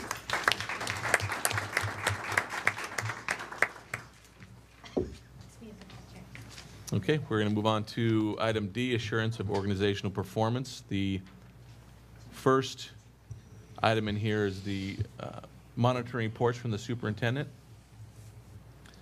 I move to accept monitoring reports from the superintendent for item D1-1 EL16 and E1-2 EL20. There's been a motion by Director Ashton to accept the monitoring reports from the superintendent. Does that mean I can't ask questions? Nope, doesn't mean that. Okay, thanks. Is there a second? Second. Been a second by Director Garza. Is there any discussion? Yes. Can we go into EL16? Let's start there.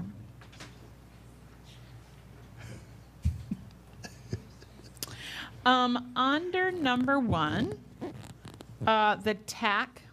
What does TAC stand for? I just wrote in the notes.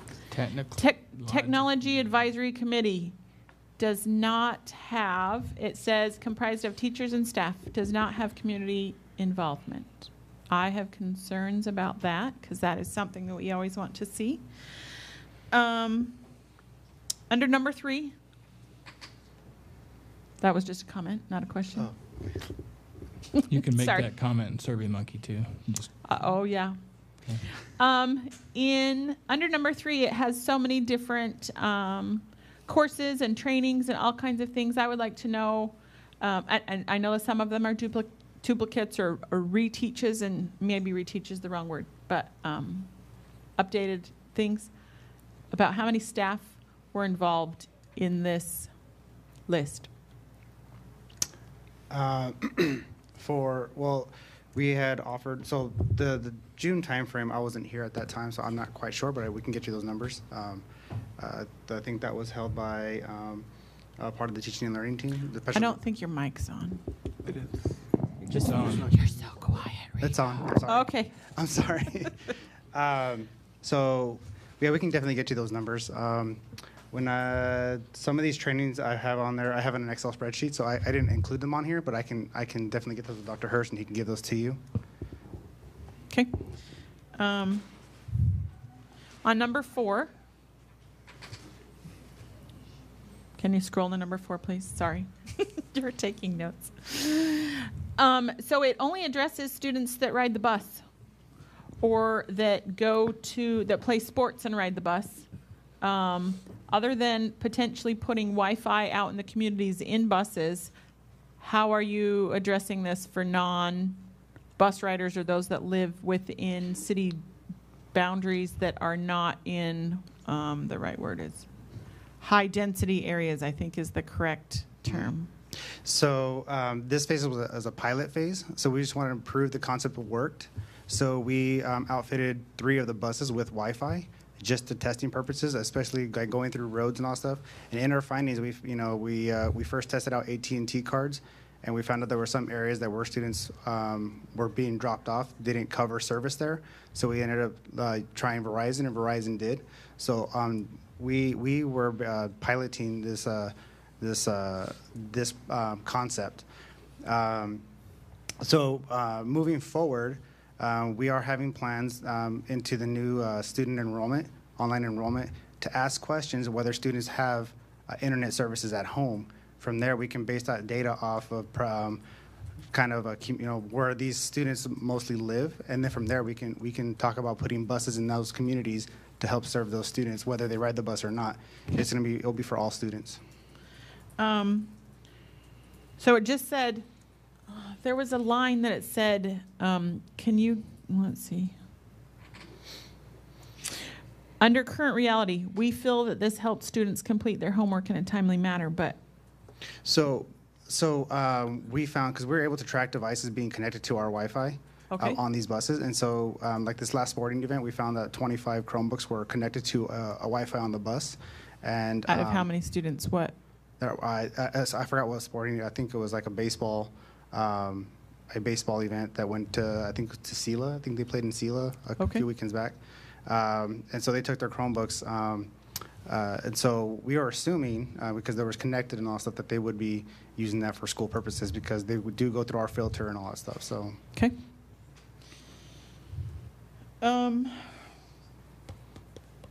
The concept behind that is because I used to play sports when I was in high school, and during the weeks we had to go to those away games, I'd always come back home at 10:30 at night and still have to do my homework. So the purpose of this project is to allow those students who are coming back on those bus rides to do their homework and not have to worry about it when they get home. That's the purpose of it, I feel. So. Okay. And then, Taylor, do you have a question there? I just wanted to say,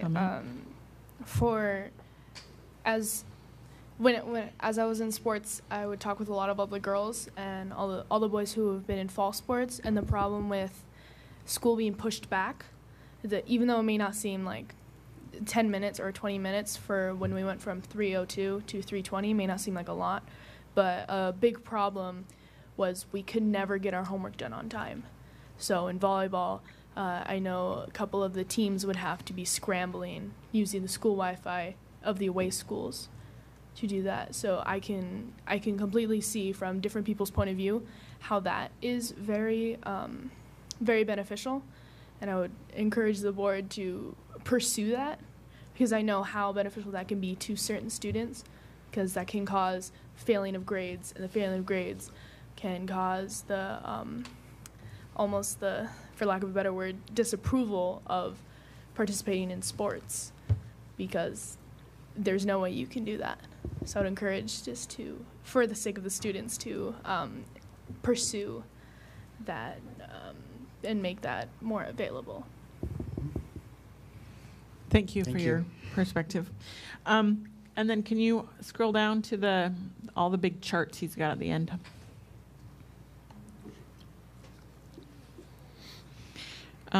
Every time, okay, there's, like here you put where the funds would come from, the potential funds for the different specific ideas and stuff. District budget, E-rate, grants for eligible equipment. Most of them say, not this one, not worksheet A, but I guess many of the others. LEA and levy funding. Have you, I guess I have concerns about next year's LEA and levy funding because that's going to be cut by, I think, 50% right there to all of our district.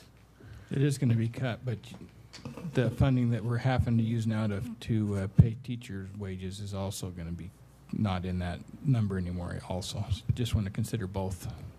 It is going to be cut, but a lot of that LEA money is being used to pay teacher salaries now too. That's against the law starting next year to do that. Right, that we have to come up with somewhere else. Okay. Good point. That was my questions for EL 16. Thank you.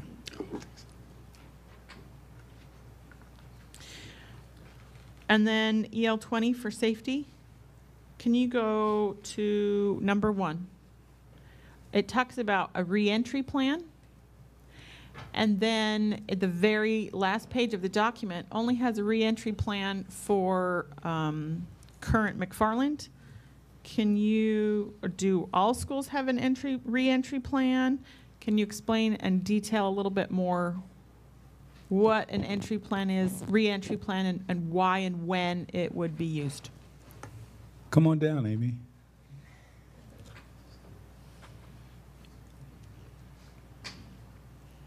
Hello.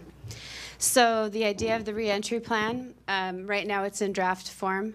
McFarland, and specific Carlos Gonzalez, kind of took the initiative to lay out some interventions that could be tried as mediary steps between, the perception of not doing anything all the way to suspensions and expulsions. So we're trying to get creative in our team about coming up with creative interventions that are very specific to students. So the one that you've seen is a draft, and our idea is to spread that across the different buildings and have them very much personalize them to their own age and their specific schools and what they have to offer. So reentry plan, like when a student's been expelled and suspended, or?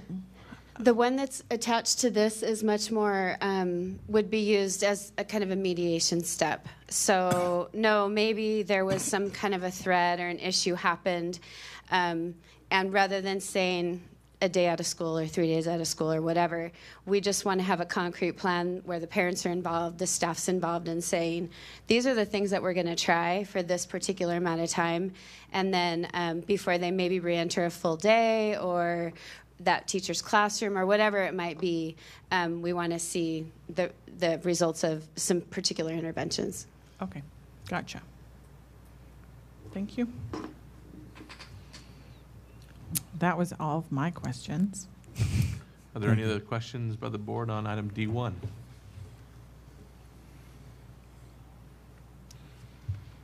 Okay, then we'll move on to item D2. We need to have a vote. Oh, that's right, we didn't finish that. We have a motion on the table and a second to approve, to accept these reports. All in favor? Aye. Aye. Opposed? Motion carries 5-0. Thank you, board. Now we move on to item D2. Board approval of monitoring response documents. There were some pretty lengthy responses in Are we supposed to get little votes there? I didn't get my little vote. I think she's doing it. So, okay, thanks. I didn't either. And Tony compiled those. I went through them. I felt that they represented what was talked about in the board meeting. So if the board has had a chance to read those and has no issues with them, I'll accept a motion to approve the monitoring response documents from last meeting. I move to approve the monitoring response documents for End1, End3, and GP9. Been a motion to approve monitoring response documents for End1, End3, and GP9 by Director Garza. Second. Second by Director Ashton. Any discussion? Yeah, I just wanted to, just a follow-up question. When I see the GPs, it reminds me, and the BSRs. Have the Survey Monkeys been updated to add a question for improvements the board can make so that it's not blank every time we do one of these? Yeah, I think after this one, I realized that was, so we updated the ends. I still think and the ELs were right. I still think I need to update the GPs, but that is the plan. Just so it wasn't in the done next yet. Survey Monkey, it shows up so that we can start putting in, yes, answering the questions. And one of the things that I think that the board needs to be reminded of, there really, to me, is there's an expectation that everyone puts something in there. There's going to be something we can work on, right? And then as a group, we'll decide what our priority to work on would be. But yes, thank you for the reminder on that. Talia, did you capture that? Okay. So BSR and GPs will have the same Survey Monkey, correct? ELs were already correct because that's what all Survey Monkeys were based off of, and then ENDS has been changed as well. Am I getting that right? Sounds right. Yep. Okay. Okay. All in favor? Aye. Aye. Aye. Aye. Opposed? Motion carries 5-0. We'll move on to policy review. There are 3 items in policy review that were carried over, of course, because they were items that we monitored, and then we have an additional 5 that are revisions.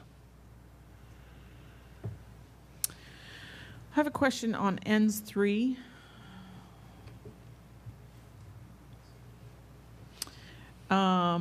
That open bullet, I don't know what to call it, this open circle.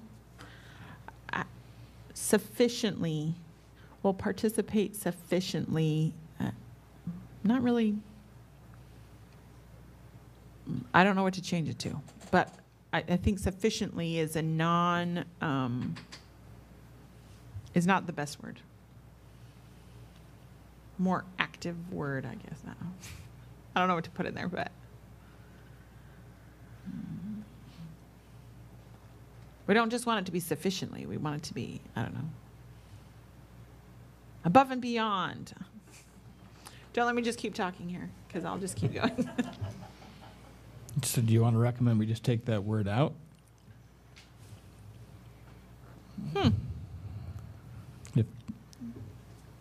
I mean, you can recommend whatever you want. The board may not agree with you, but I was just trying to help you out. I know. Right.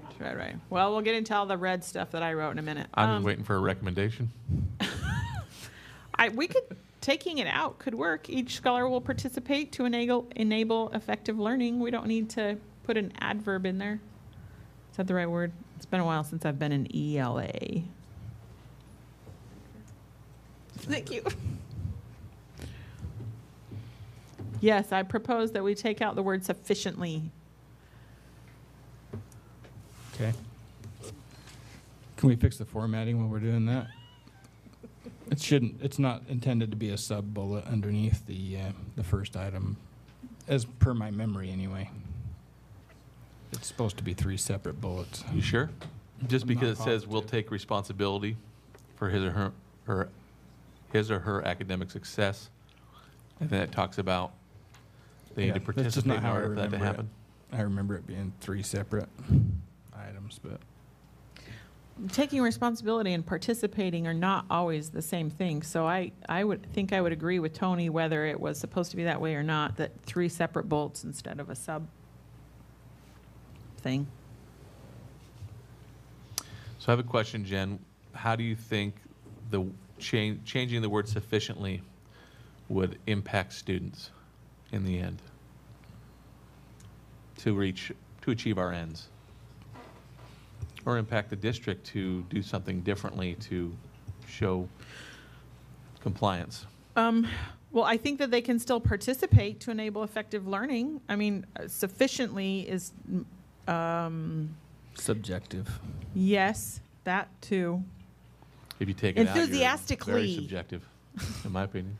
You think it's more subjective if it doesn't say sufficiently? Well, I mean, you could, yeah, I mean, participation is, you can show up one time and participate, right? Whereas I don't know if people would argue that one time showing up would be sufficient participation. So it is subjective, but then you Depends take on the that out and there's interpretation. no... If a superintendent interprets it that way, then we So have to rely on his interpretation. Right, I'm getting at that's kind of what I'm getting at. What do we think that that's going to change with the interpretation of... Okay, then let's policy? change it to enthusiastically instead of sufficiently. I'd ask the same Although question. I have multiple children that would have problems there.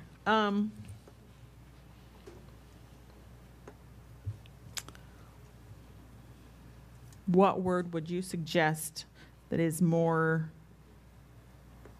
stronger than the word sufficiently? I actually don't have a suggestion. I personally I just want to make sure we're not impacts it changing for either the sake way. of changing. I don't think it really impacts it either way, and so I guess I don't see I guess maybe Dr. Hurst would tell us that if he interprets it differently one way or the other. To me, it is clear to not have that word in there, but I don't think it changes anything really. And if it substantially changed the policy, that's where I would have an issue with an ends policy being substantially changed without going back to the public and making sure that that reflects the public's views, because ends policies are really meant to be a collaboration with the board and the public. So I guess I would feel, if I felt like it was deviating from the original intent, I'd have more of an issue with it than what you're suggesting. If the board feels like it makes it clearer, easier for the public to understand, not a big deal to me, one way or the other.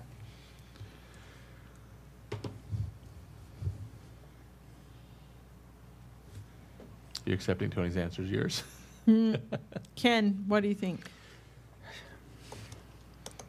To me, by removing it, I don't think it will really change what we're trying to get out of ends 3. I think it's still stating your final,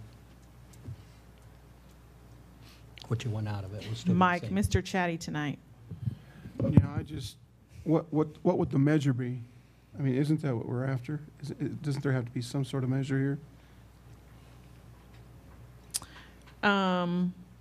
Participating is, whether I guess, a measure to me. One time? So if I'm there one time, like Rob says? I wouldn't call that participating, I guess. Again, still subjective, I guess. It's subjective either way, though, Mike. It is. I mean, It is. Sufficient to you may mean 6 times. Sufficient to Dr. Hurst may mean they showed up. Yeah, so I'm kind of, where I'm going with it is, what word would change the overall intent of this? And I don't think, if we change this, that it does. If we take it away, it does. So I'm more with Rob, where we just, let's not change it because sufficiently doesn't look good or doesn't rhyme or doesn't, you know. I never said rhyme. No, I know. I know, I'm trying to messing just with say, I mean, if we're going to enact a change, or if we're going to revamp something, let's say this is why we're doing it. And I still agree with Tony on the formatting. I think it should be its own bullet. But I'd be open either way, whether it stays or goes. So one thing is there's a bunch of them here, so if we want to separate them out into motions, or just if we're comfortable doing them all together or whatever. I want to do them one by one. What's that? One by one for me. But if you're saying I'm not ready to approve all the rest of them. Is that what you mean? No. No, I think he's talking about sufficiently and the bullets. Do we want to move on and just try to remember what we did and vote on all of them at once, or do we want to vote on them separately, I think is what I was getting at. Oh, I see. For me, I would be okay with Jen making a motion as long as it's a first reading, so that it comes back to the next meeting with the corrections being made, so I can see them. I move that we do what Tony said. You can't do that, sorry. No, we can't do that anymore. Tell me what I have to say here. Do you want me to make the motion for you? Yes, please. All right. I move that we have a first reading of EL3. This is the first reading. Sorry. N3, reformatting the bullet point that says each scholar will participate sufficiently to enable effective learning, striking the word sufficiently, and transitioning that bullet point back to the left so that it's 3 separate statements. There's been a motion by Director Ashton. Is there a second? Can I amend that we take out the strike of sufficiently, but keep all the rest that he said?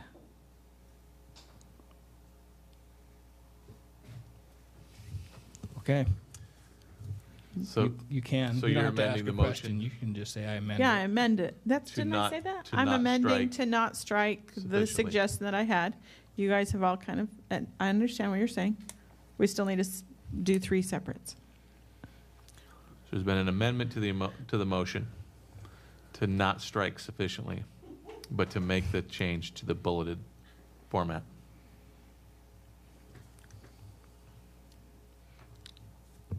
I second. There's been a second to the amended motion by Director Garza. Any discussion? All in favor? Aye. Aye. Opposed? Motion carries 5-0. Were you trying to challenge my Robert's Rule of Orders? How I No, do it? can I amend? No, you can. I think. Right. Yeah. I'm no expert. Oh, well, Well done. Mike is the expert I think that's now. where it needed to happen. Right. You were good. Yeah. Mike is the expert. You were good. Okay. So that was a approval of E1-2. and 3, which is E1-2. Are there any other current policies that we'd like to discuss revisions on? EL 15. So, or do Can we you, just go well, down one at a one? They're all current policies, right? Can we just start at the top Yeah, and go all the way down? I meant, Because there's- I meant the ones that we don't already have revisions. Do we want to recommend more revisions on those? But Okay. I can go one at a time. So anything on E1-1? E1-2 we've taken care of. E1-3? E1-4? Yes.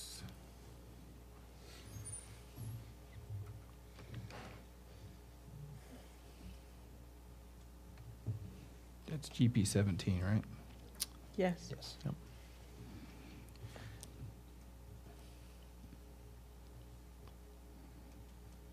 Okay. I'm assuming, I don't know who wrote the revision. I wrote I'm all assuming these. It was Jen. What's your intention or your thought process by making this policy change? So that the student reps feel that they can share their opinions or the opinions expressed by other students without having to feel like they will get in trouble for sharing those opinions. Okay.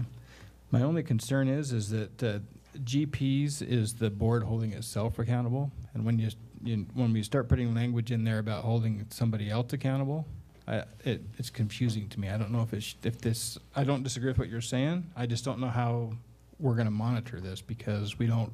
This isn't an EL. It's not It's not something where we require the superintendent to do anything. This is how the board governs itself. So this specific issue and concern that's all in red, is there an EL that we could put this in? I don't know. That would It's just fit? my only, because when we And I monitor understand this, where it's you're going to be going. self-monitoring, and I don't know Right. how I'm going to monitor this as a board member and say, I know there's not going to be any issue from me, but we're talking about administrators and employees of the district, which is the superintendent's responsibility, not the board's, and we need to keep a clear separation, in my view, because we have other policies that conflict with this that say that we don't give direction to staff directly.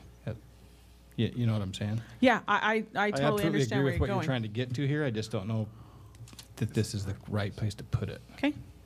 I think that it could be in an EL. I don't know what I'm EL fine off with the top it of my being head, in but an I think EL. that- I I just agree, don't Tony. I didn't know. think about till you just brought it up, but I Yeah. think you're right, because it Yeah. talks about how do we make sure that doesn't happen? How can we as a board? And I don't think we can. So I do think an EL is a proper place. Okay. And yeah, good point. So I have to figure out where to put that in an EL. Or you could make a new one if you want to. Yay, more. Okay. Any other comments on GP 17? Only 2 board members agreed, by the way, unless you agree, Jen. No, you make a it's right. You're right. I think GPs are for the board. They're not ELs. So I think that it's an EL that I need to find to put that in or create. Okay. That's 3. So I think there's a consensus of that. So I'm assuming we're ready to move on to the next one. EL 5. I'll just read the addition to EL 5. Item 10. First, it says, I'll read the overarching statement. With respect to employment, compensation, and benefits for employees, the superintendent shall not fail to employ the highest quality staff at the most reasonable cost to the district, nor jeopardize the fiscal integrity or public image of the district. Therefore, the superintendent shall not cause or allow a failure to promote living within the school district boundaries to building administrators, directors, and the executive team. That was the addition. I'm going to ask the same question several times, Jen. That's Just okay. Your perspective, What are you trying to accomplish by adding this? And then after you're done with that, I want to hear Dr. Hurst's interpretation of it. So as a board member, I can, and then I may have another question after that, but. I feel like those people in those positions have the largest amount of influence for our district. And if we are paying them those salaries, we want those for as much as possible for those people to live within our boundaries. Number one, to understand our district and the students within it and our community, to pay taxes into our community, and to have the buy-in, to be a member of our community, not just a person that travels here and doesn't fully understand our community. Okay. Dr. Hurst, how do you interpret, what would you do to be in compliance with this? And what's your interpretation of what that means?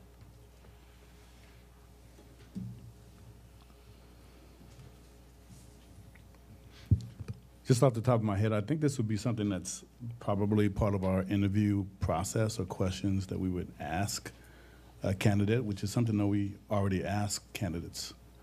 Their intent, long-term, ties to the community, if they plan on moving to the community. So I think it's something that we already do.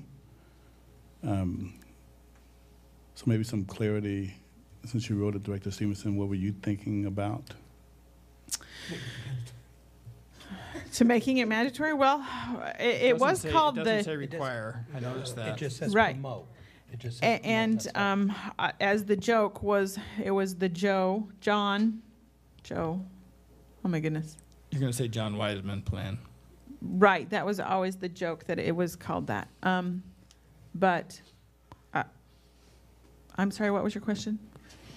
Just trying to get clarity from you. What were you thinking about when you put that piece in there? That they need to live here, that's, I guess, what I was thinking Okay. about. So I think the key word is promote. Yes. So I think we're doing that now through our current process. Okay. So I have some questions for you, Jen. They're not tough ones. Okay.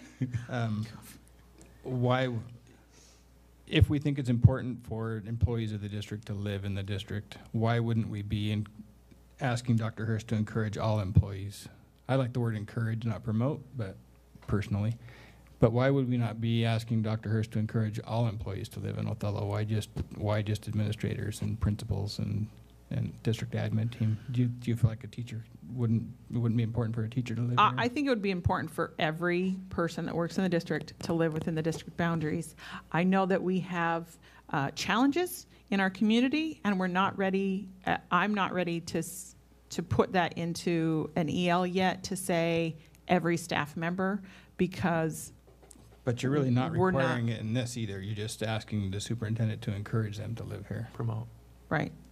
I'm going to suggest you change it to encourage. Encourage. Okay, I'm not against that. To me, promote. Changing. I don't know what. Encourage makes more sense to me than promote, but. Okay. But I'm fine with that, changing. That was. But my personal, I'm not against putting this on here. I would probably be against it if you were writing it in a way that it required people to live here. Because I think there's a part of me that feels like I understand exactly what you're saying. I've heard from some taxpayers that they feel like that people that pay taxes feel like that they should live here. My personal feeling as a board member is I want people to want to live here. And so if Dr. Hurst encourages people to live here and says, this is a great place to live, I live here, this is why I live here, Mike, that's great. To force them, I don't think you can force people to be active in the community. I don't think you can enforce people through employment to show up at things, to be involved. But encourage, I'm all over that. From my view. I don't know how the rest of the board I feels. agree, but because one of the biggest challenges that we have with this community, and probably with new teachers coming into this community, is finding good housing for them. And I know a lot of them will go to other outlying communities and commute to here because they just can't find anything in this community right now until we not for us to find the answer to that solution, but until as a community could find the solutions to that, and we have more available housing for those people that we have come in. And I don't think encouraging people is in violation of any union contracts, right? I don't think so. I don't want to get in trouble. No, definitely not. I can tell you firsthand that, you know, as we were recruiting our good handful of teachers that we've recruited so far and administrators, we are definitely encouraging and trying to tie them to connections in the community so that they get housing. And so far we've been able to get a handful that have been able to find housing here. So that's been good and positive.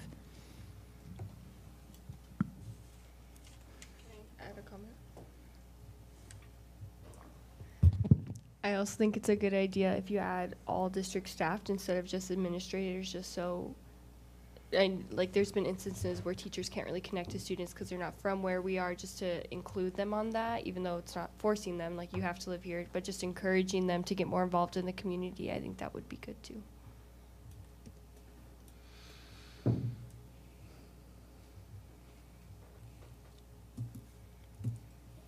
Mike, what's your opinion? I don't want to force anybody to be here. But, you know, all points are valid. And there's going to be those that, for circumstances out of their control, can't as much as they would want to. You know, so I don't think, my opinion is I don't think we'll ever get to where we're going to force somebody to be here. Because you may have the wrong person working here if we went to those extremes. But still, you know, encouraging it could mean that even if they don't live here, they can come and be part of the community without having to physically live here. So I think the word encourage and in lieu of promote, I think would get the point across. And Dr. Hurst has already expressed his feeling to where he's doing that already. It would just be documented on a piece of paper that that's what the expectation would be. Had this discussion before, a few years ago. And there was good points, good arguments both ways to it. The way it's written, I think, is a nice compromise. It's not a requirement, but it's bringing to light that it is important that you hopefully find people that want to be part of the community. The question is, do you want to limit it to administrators, or do you want to make it all staff? That's what it sounds like. Can I make a motion? You always have that right. Just trying to keep her moving. I move that we approve the first reading, not the final reading, as it says in this document. Yeah, it does. The first reading of the revision to EL5, adding item 10 and having it say a failure to,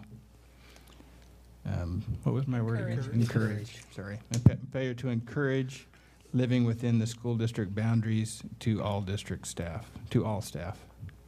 Second. Been a motion by Director Ashton, as stated, second by Director Don't use Stevenson. district twice. That's not very good English. So. Just a first reading anyways. Any further discussion? Okay. All in favor? Aye. Aye. Aye. Opposed? Motion carries 5-0. On to EL15 now. That was one. Oh, yeah. Yep. Another first reading. So the overarching statement on this policy says the superintendent shall not fail to establish a school environment that is civil, supportive, and conducive to effective teaching and learning and free from unnecessary disruption. Therefore, the superintendent shall not cause or allow, and the recommended addition was a failure to create a district-wide dress code. Would you like me to explain this before you ask? If you want to. And then I want Dr. Hurst's interpretation after that. So as a parent that has children at 3 buildings on a daily basis and 2 days a week at a 4th building,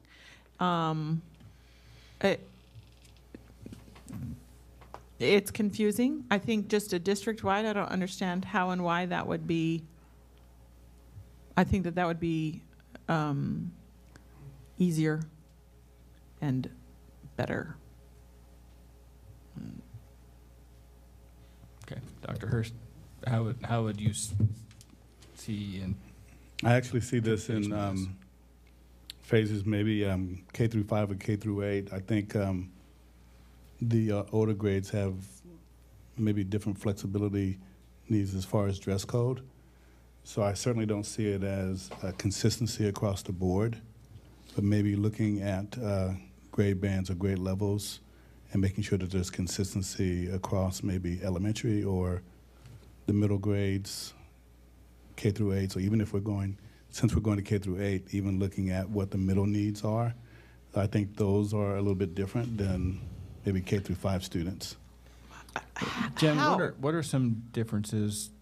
I haven't spent a lot of time studying every school's code. I frankly don't have any issues really with my elementary students dressing appropriately. I do from time to time with the older kids, but because usually they wear whatever their parents put on them, right? So I'm just curious where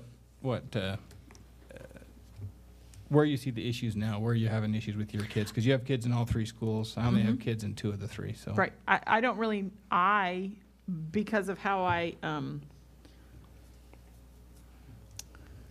have problems with my own children, how they dress currently. I am uncomfortable sometimes going to some of the campuses and seeing what people are wearing. I guess I should say that more so.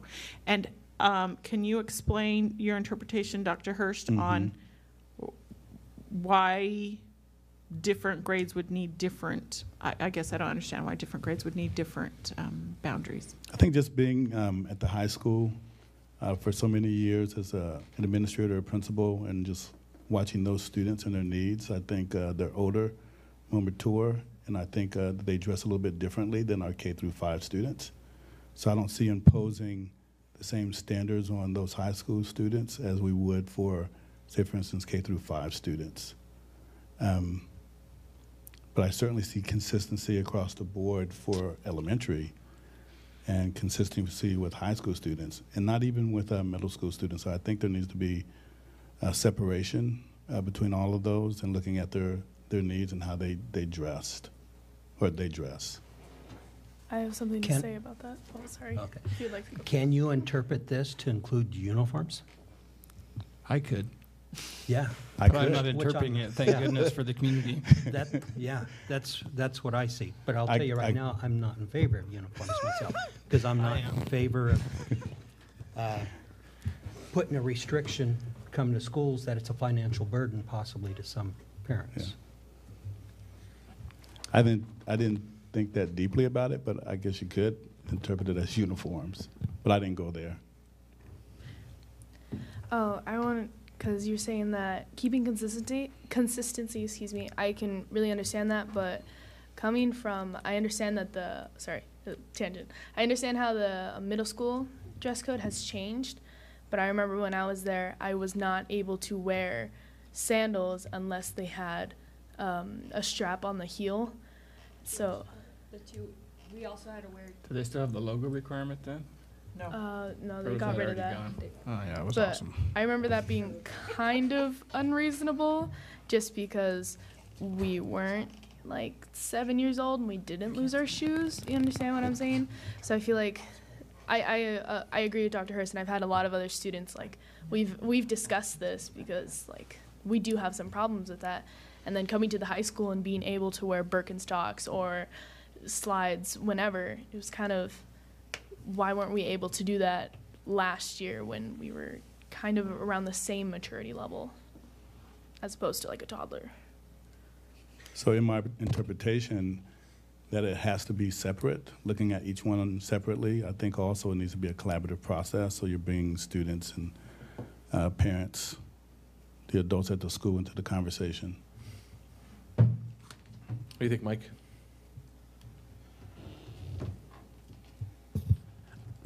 You're not going to tell high schoolers how to dress. They do it every day, Mike. My daughter gets sent home once in a while. Yeah. There needs to be some uniformity, but thing, but that's the code says.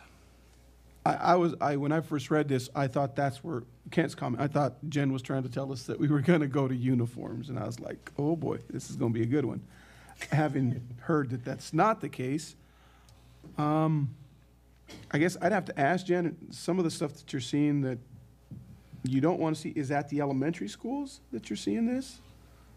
I've seen staff, including today, at some of the elementary schools that I'm like, that you shouldn't be wearing that. That's not okay. Well, I mean, I didn't say that to her, but I thought, whoa. That's a completely different policy, though. Yeah. It's student safety, conduct, and discipline.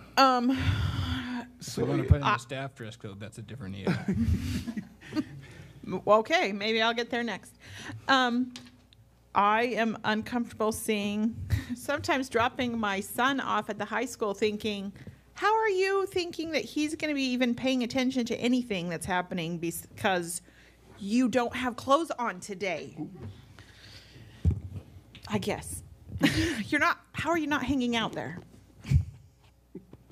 May I just ask a clarifying question? This doesn't fix that, though, Jen, because you're not saying what the dress code needs to be, right? No, I'm not. And my intent was not dress code, or was not uniforms. Yeah. So. I was going to be right with just you, to clarify. Sorry. So we do have a DOP 3224 that governs student dress. So did you mean enforcement of dress code or dress code? So consistency and enforcement? I see that as a problem as well. I think because we have a... Which DOP is that, Chris? Sorry. 3224. So we have some things that are across the district, and I think that this would be easier to have district-wide things as well, for those of us that have children at multiple schools. So I'm slightly confused. Is this for enforcing dress code consistently or consistent dress code? Because if it's for both, if it's for enforcing. Okay, so it's for creating a consistent dress code. Okay. And then enforcement is not a board policy. Okay. We can just say you're not enforcing that. So I guess technically I'd forgot about this DOP that Chris is responsible of.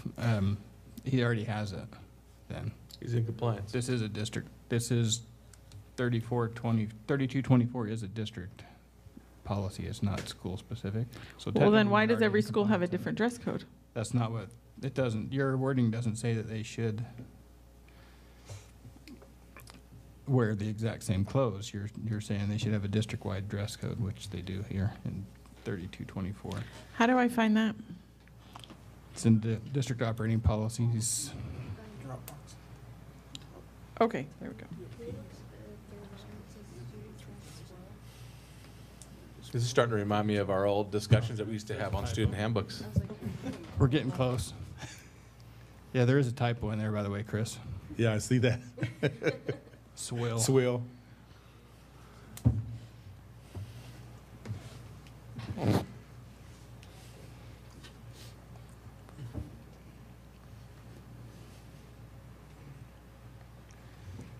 And this isn't where I thought you were going with this, Jen. I guess I was completely. It's funny. How You you really get- how wanted you to get go to the different- the No, I was kidding uniforms? about the uniforms. What I saw when I read this is that you were looking for consistency across grade bands, so that when we have 4 different elementary schools, that they have a consistent code between the 4. That, yes. To me, I guess that makes more sense as a district. As I didn't even understand that you were saying that the whole district, even though I read that, what you were saying now, I was more looking for, thinking Jen wants consistency so that one elementary school can't say the kids can wear shorts and the other one says they can't. One says they can wear sandals, the other elementary school says they can't. That's what I thought you meant by district-wide was equity among grade levels, but so I guess my feeling is that as a board, before we approve this, it needs to be clear, because there's 5 board members, 4 of them thought it was different, and Chris thought it was different yet. One thought it was uniforms, I thought it was something else. I don't. I publicly state I like the idea of uniforms, but I'm not ready to make a policy to say that. Yeah. But, you know what I'm saying? Yes. I guess I have an interpretation issue because if 4 board members can't agree what it says, I don't know how we're going to hold the superintendent accountable to interpret that either. Because all they could say is we have DOP,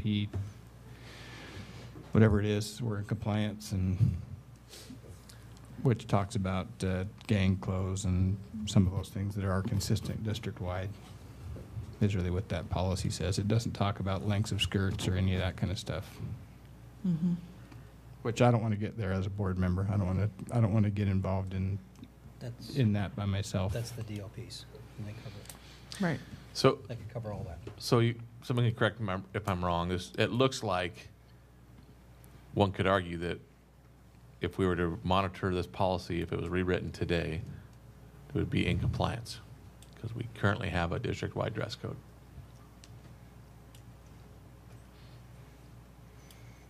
So where I hesitate to act is that I don't want to add to policies that we have. I want to, that if we're already compliant in them and doing it, I want to look at our policies, and if there's an area that is not addressed, then possibly add that if it's an issue. And so that's where my stance is on it. But I feel like we've had a pretty good discussion on this, and are we ready? Is this ready for a vote? Does the board feel? Okay. And I will entertain a motion.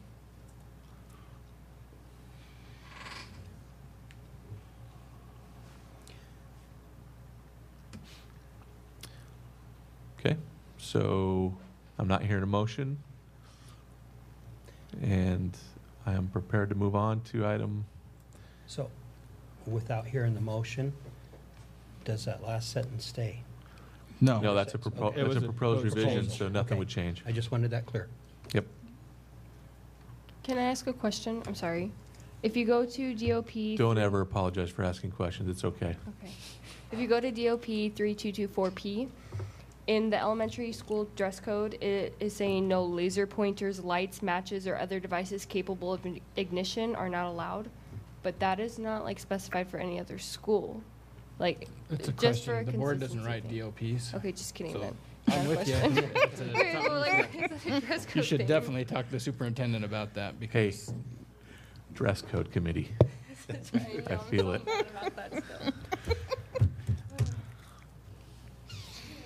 Okay. the board doesn't write the DOPs. It's superintendent. We're going to move on to E1-7 then, EL16, and the proposed revision on EL16. So again, I will read the overarching statement. The superintendent shall not fail to establish and maintain technology systems and application consistent with the accomplishments of the board's ends. Therefore, the superintendent shall not cause or allow, and the 2 additions would be a failure to provide training to parents and guardians on appropriate and approved technology uses. And this next item would be a failure to allow parents to choose the extent to which the child may utilize the technology. Assuming you wrote this one too. I did. Getting the theme. I think it's awesome you're writing these policies, but you're proposing these, by the way. Only 3 months on, 4 or 5 months on the board, you're already right up with policy governance. Same questions. And then I Why? have questions for Chris. Not why, but what do you see? How do you see it? I shouldn't have asked it why to begin with, because it's. I want to know more. How do you think this changes the policy and why you're recommending it, but not personal reasons, just more of in general. Okay.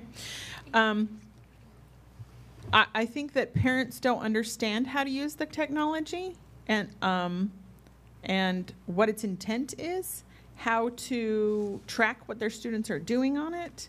And I think that training would be helpful that way. But I also do not want to take away the ability of a parent to decide my child's not mature enough, or we're having some problems, therefore we need a break from a period of time, without still interrupting their education. I feel like we should not be taking away the freedom of a parent.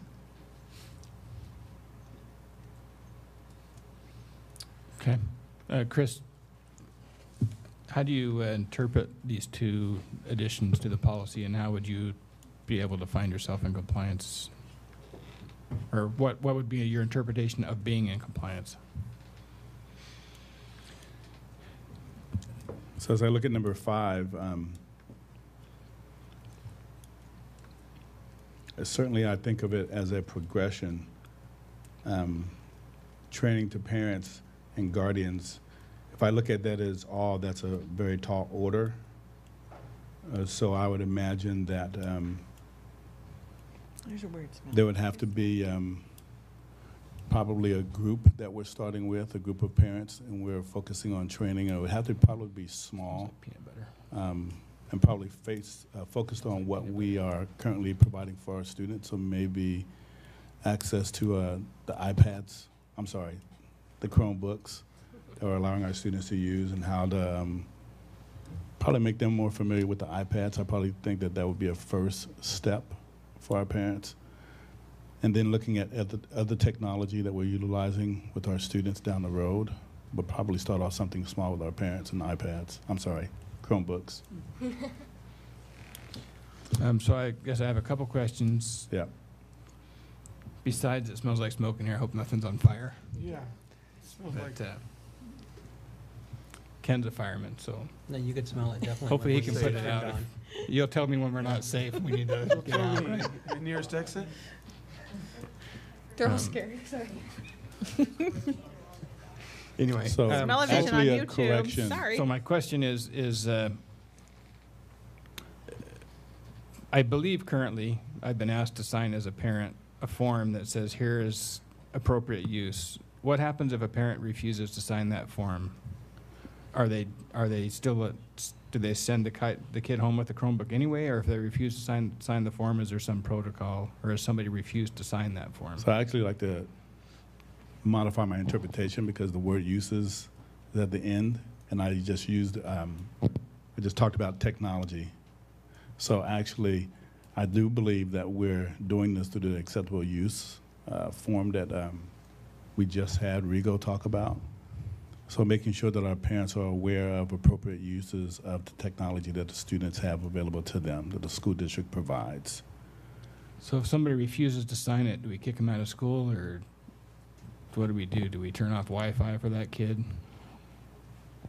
I've never thought about it, so I just always signed it. But I'm just curious if somebody refused I can to sign find it, what out. would happen? I'm not sure. I can find out what we do, though.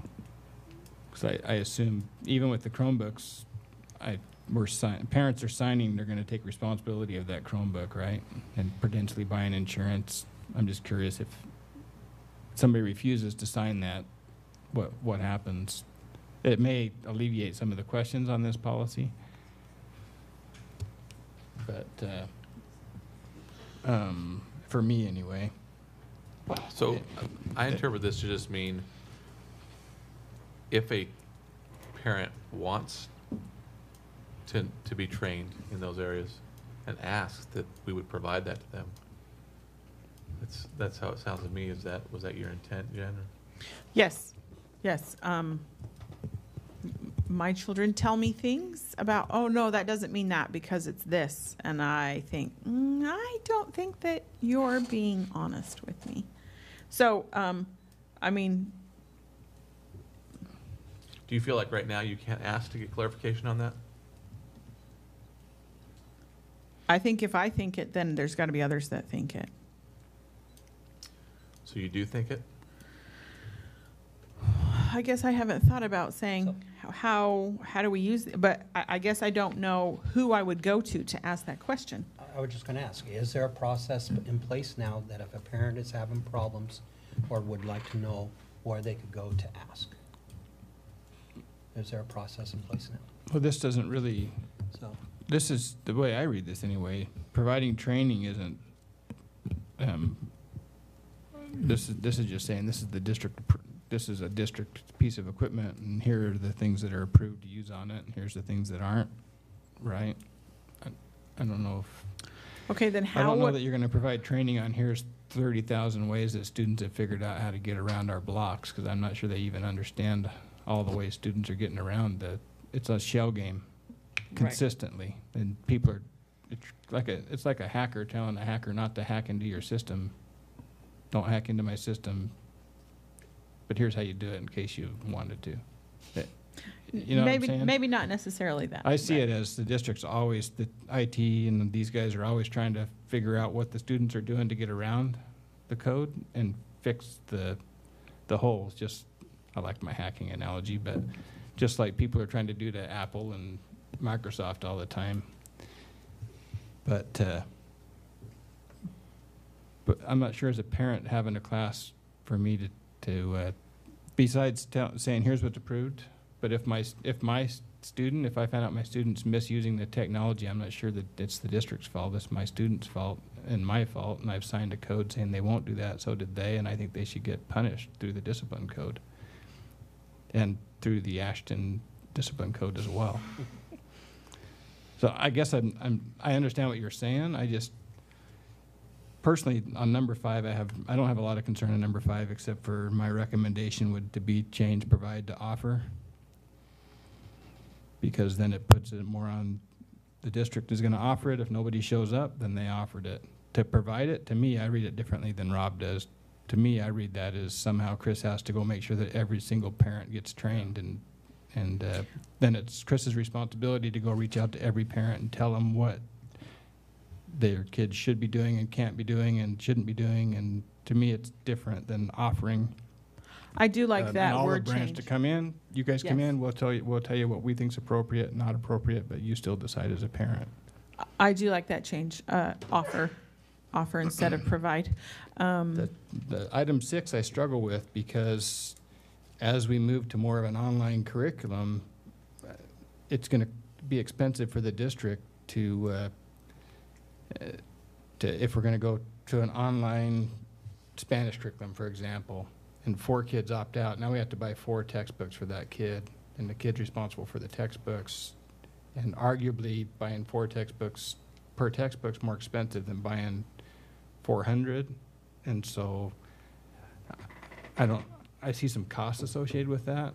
And so I guess I'm not sure I'm ready to go there unless somebody can show me where it's a massive issue. You follow what I'm saying? I Because do the child's still understand where got your to learn, perspective is. and I personally think there's going to be at some point online only instruction that you're not going to be able to even get a textbook for. And then what do they do? What's a teacher going to do to accommodate that child when there's nothing available but online? And the parent says, I'm not going to have my child using technology. I don't know where that all ends. I don't know. It's just, I'm looking, obviously today there is textbooks, but I'm looking down the road, and my interpretation of technology is the boards was pushing the district towards getting rid of paper and textbooks and getting kids into the 21st century. And to me, part of this could be seen as a step back from that, from my view. You follow what I'm saying? I do understand your perspective. So was your intent, Jen, to get kids off of specific sites?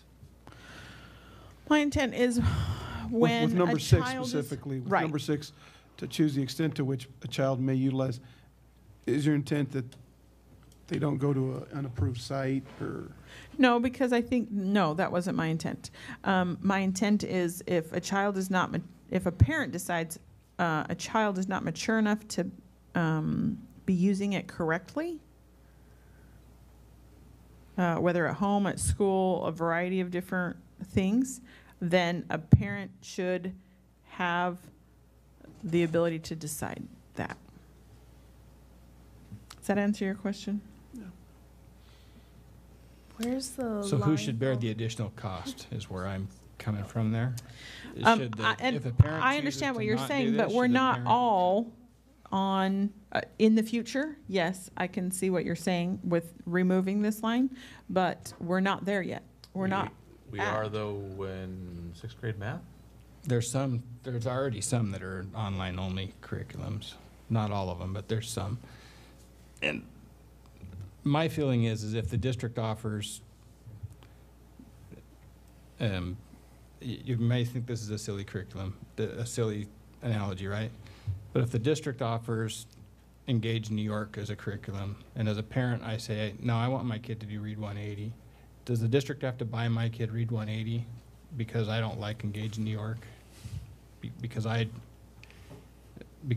found a word in Engage New York I don't like, so I'm not going to let my kid engage in that curriculum, which is my right as a parent, but is it my right to go and tell the district they have to go buy a separate curriculum for my kid, for my student?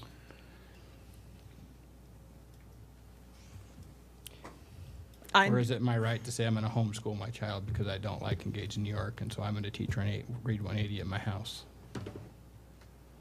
Just for clarification, are you talking about, like, because I know when I get in trouble nowadays, my parents take away my phone, take away the computer, take away all that, but if I don't have those things, I can't use my Chromebook. Is there a solution to that where a parent doesn't have to compromise their discipline matrix in order for me to actually get my work done? Is that what you're trying to say? Yes.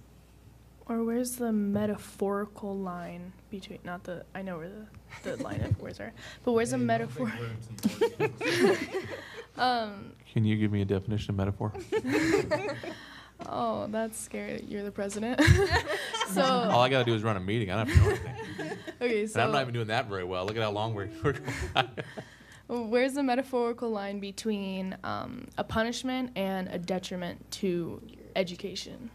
Because, like Kaden was saying, when you get in trouble now, they take away everything and you're left with books. But what do you do when all you have is online? Like my Spanish assignments, I can't get those done on paper because they aren't on paper. It's an online thing, and if you get it done later, it's late and it's 50%, and that hurts my grade. So what do you do in those situations? You can't just give a book when the technology is on a timer. If I could put technology on a timer for my own children, or other parents have come to me, it's not, I know that this is a problem out there. If I could put technology on a timer, I would be happier with that. I agree that it could be a problem. That's why I'm okay with number 5. I just struggle with number 6. And maybe we can take a baby step to number 5 and see if that helps the issue in your mind. Or in not your mind, but other parents' minds as well, and their concerns, and alleviates their concerns. Having said that, as a parent, I always have choices. I can choose to do a lot of things with my kids. They're still my kids, and they're everyone else's kids, and everybody has a right to choose what they do with their kids. But as a board member, I have to deal with all kids and what's best for all kids, not what's good for my kids. Then I can go do whatever with my kids because they have to do what I say till they're 18. But they don't have to agree. You know what I'm saying? I do. This was a good discussion, and I feel like we're ready for a motion. I'm tired of making motions. Ken, do you want to make a motion? Hurt Jen? I make a motion that we approve the first reading. I move that we approve the first reading of EL 16 with changing on number 5, changing the word provide to offer, and striking line 6 at this time. So there's been a motion to approve the revision with the change of wording in number 5 from provide to offer, and to eliminate the recommended revision item 6. That was by Director Stevenson. I'll second that. Second by Director Johnson. Any further discussion? All in favor? Aye. Aye. Aye. Opposed? Motion carries 5-0. Well done, board. I was way off on my expectation of time on this, but these are good discussions. I think these are discussions that are necessary, that have to be had, and I think that well done. We have one more. So, oh yeah, I didn't mean to think that I was done. EL 20, there is a massive change recommendation. So in item 4, a failure to adopt, display, and distribute to staff, students, and parents a written safe school comprehensive plan that addresses all essential aspects of safety for students and staff. I have to point out, just because I'm getting tired and it's funny to me, this seems like the exact opposite of what you were proposing earlier with ends 3. You wanted to remove a word. Oh, now I you're see, adding yes. My feeling with this particular one is that the next board meeting, we're going to have an opportunity to review this policy, so I would request that the board at least allow us to evaluate the policy once, how it's currently approved and written, and then we can look to review it at the next meeting. Ditto. Been a suggestion, are we getting a consensus? Yeah. Yes. So we'll just assume that this one Yes. dies for lack of a motion, so it will stay as is. You can bring it back to the next meeting, Jen. Okay, right. Be awesome. Okay. Have we captured all revision recommendations? Okay, thank you. So, in the next meeting, just so we're clear, N3,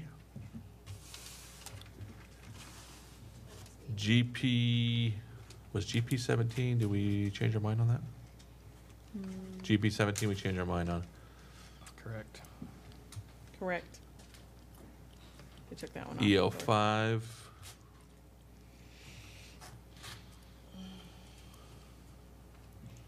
So, N3, EL 5.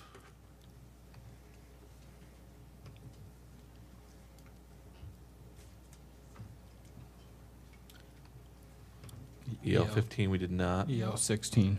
EL 16. As Yep. those are the only 3 that will come back next board meeting for a final reading, correct? And EL 20 will be EL as 20 a will be there first reading. anyways. Yeah. Right. Okay. Yeah, but rather than have, if Jen still wants to look at that revision, we might as well just put it in there the next time, Yes. rather than have to have Just her keep the resubmit it. revision in the next one too, okay. Right. Okay. There is no need for an executive session tonight, and so we'll move right on to item G1, upcoming events. The upcoming events we have listed are May 19th, a special board meeting, which will be the annual board retreat in Priest Lake, Idaho. It's actually in Coolin, Idaho. Coolin, Idaho. I provided you the address today, though. Yes, that'll be in the board agenda And for that. I just want to make sure that we're clear about public notice and making sure that that gets out well, so it's done properly. Yeah. In all the areas and cool with our CWs and all that stuff. It'll actually be out it'll be out well in advance of that. There might be a couple of attachments, like maybe our survey might go in a little bit later than Not the just agenda gets but made the live. Public notice, right? Public note, all of it, yeah. I don't, if the agenda's pretty much all done, except for a couple of Yeah, I just want attachments, to I make don't sure mind that all putting the those out. technical requirements, the posting on the door and Everything, all that stuff. special board meeting requirements, yep. I don't want to get up there and have to not have the board meeting because it No, wasn't. yes. Good point. It's a long ways to drive to go up and find out that we didn't comply with the law and we have to drive home. Yep. May 23rd, the Equity Conference in Seattle. One thing it's not in here, Mike just pointed out, tomorrow is the scholarship night as well. Is there anything else left in May? Besides the board meeting, though. The other board meeting, right? Yeah, we don't usually list the regular board meetings. Right. One thing we want to make sure, the next board meeting, though, everything that's going on in June, all the graduation and promotion dates. Okay? Just my only other thing would be is we do, as a board, want to recognize, it's difficult in the spring with student athletes because state is right at the end of school. I want to make sure we don't lose if our softball team ends up, I think they're maybe going to state. Yeah, they're That still we in that we playoffs. don't forget to recognize them. I know that unified soccer's We really going need to do it next state, board meeting. And so is some tennis kids are. Four golfers are going to state. Yeah, and I don't know, some of them actually won't be, like the unified soccer's not till Memorial Weekend, so it'll be after the next meeting. Well, no, it won't, it'll be, they should know, because it'll be Tuesday after when we meet. Day after. That'll be pretty Yeah, last That was minute. last year's unified soccer team. Okay. I found out. Point taken. Thank you for the reminder. All right, we'll move on to item G2, board self-assessment. Please complete your survey monkey. You guys can do them too. No, I'll wait for you.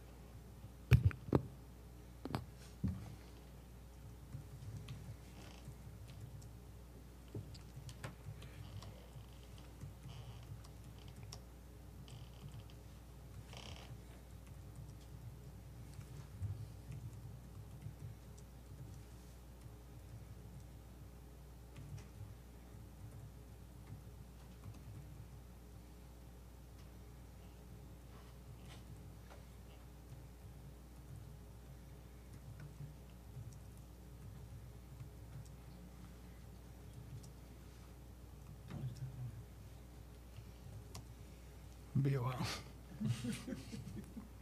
Take your time. We didn't have an executive session. How else were we going to stay here until 11?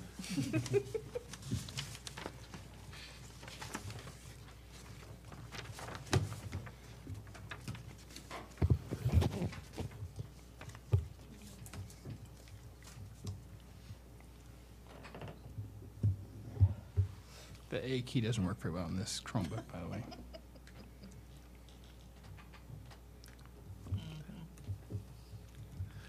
Put in a work order.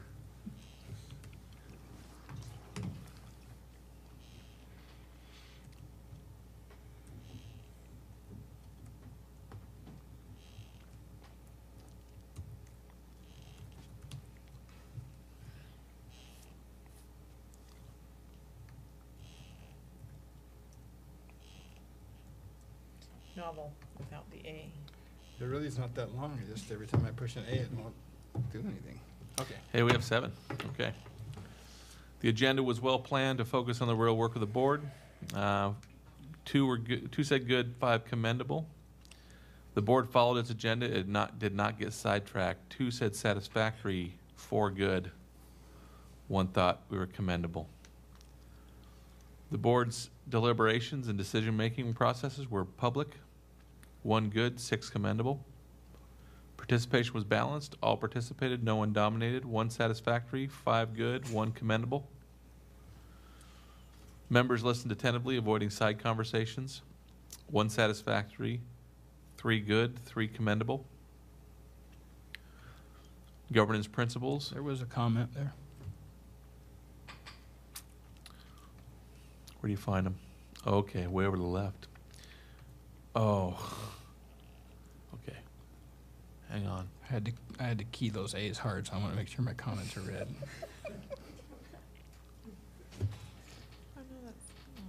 So, are you able to see comments? No.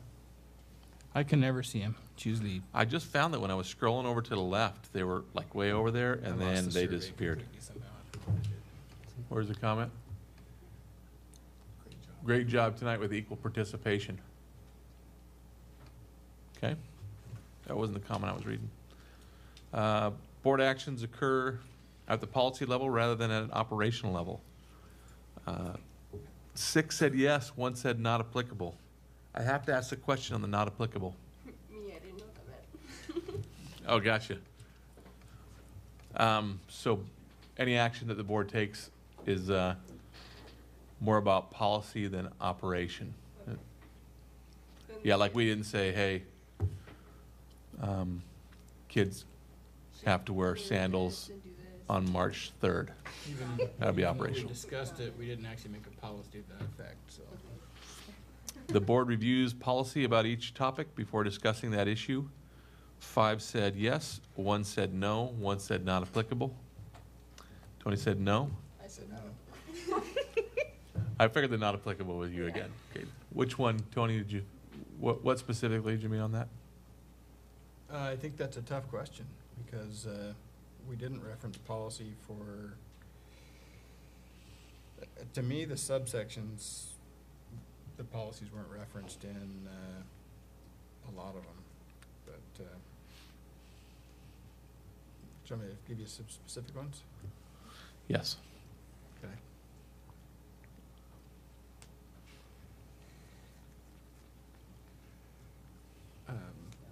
So C5, there was no policy mentioned before time, even though the presentation it was mentioned, but there was no policy mentioned, as it says there. The board reviews policy about each topic. We didn't review any policy before we listened to that report. So the way I read it, that's what it says. We review the policy and then we listen to the report, and I don't think that happens in board meetings. So do you think that the interpretation that's meant for every single agenda item? Like it's a poorly written question. But yeah. Yeah, based on what you're saying, and I think, the only reason yeah, that's the only way it'd I can be tough. interpret it the way it's written. I've interpreted that to mean that our board member reports always have policies attached to them. Do we review them? Yeah, you're right, we don't. I smell a policy change coming. It's not a policy, it's a survey question. I can write a policy for a survey question. You tell me I can't? Nope. Okay, let's keep moving. It's a revision Let's of a go. template. I'm sorry. In writing additional policies, the board starts with a broad statement and becomes more detailed in a logical and disciplined sequence. 4 said yes, 3 said not applicable. We did not write any additional policies Another tonight, poorly did we? written question that I hope someday somebody rewrites. Wait, The board- so we didn't write additional policies? No, Was it because we what I revised, had? we revised the Revised, but policy, we not didn't write any additional policies. Oh, okay. Which, again, it's the way it technically reads. Yes. I personally think that at some point a board member should propose a revision to that question, but That should happen from someone. I wonder who that should be. it should be Jen. At one point, there was a GP, Not wasn't gonna there, come that, from me. that drove the wording in this? I don't know. The board chair helps the board efficiently conduct its meeting. 7 yeses, that one surprises me. The board supports the superintendent in any reasonable interpretation of its policies. 7 said yes.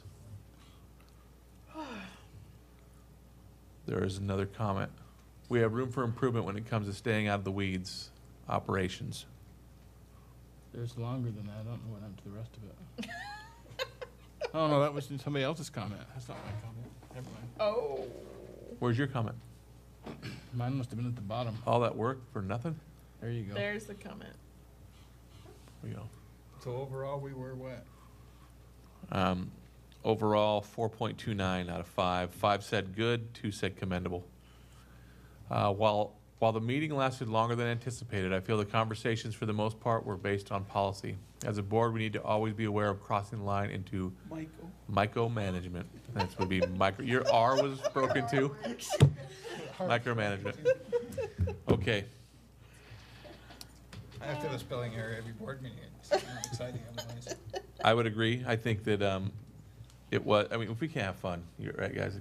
We can't always be serious. So, I agree. There were some really good conversations. I think that I have to commend Jen not only for coming in with some good policy writing, but then being really open to comments from the rest of the board and really being open-minded about and came to some compromise in the end, so good job.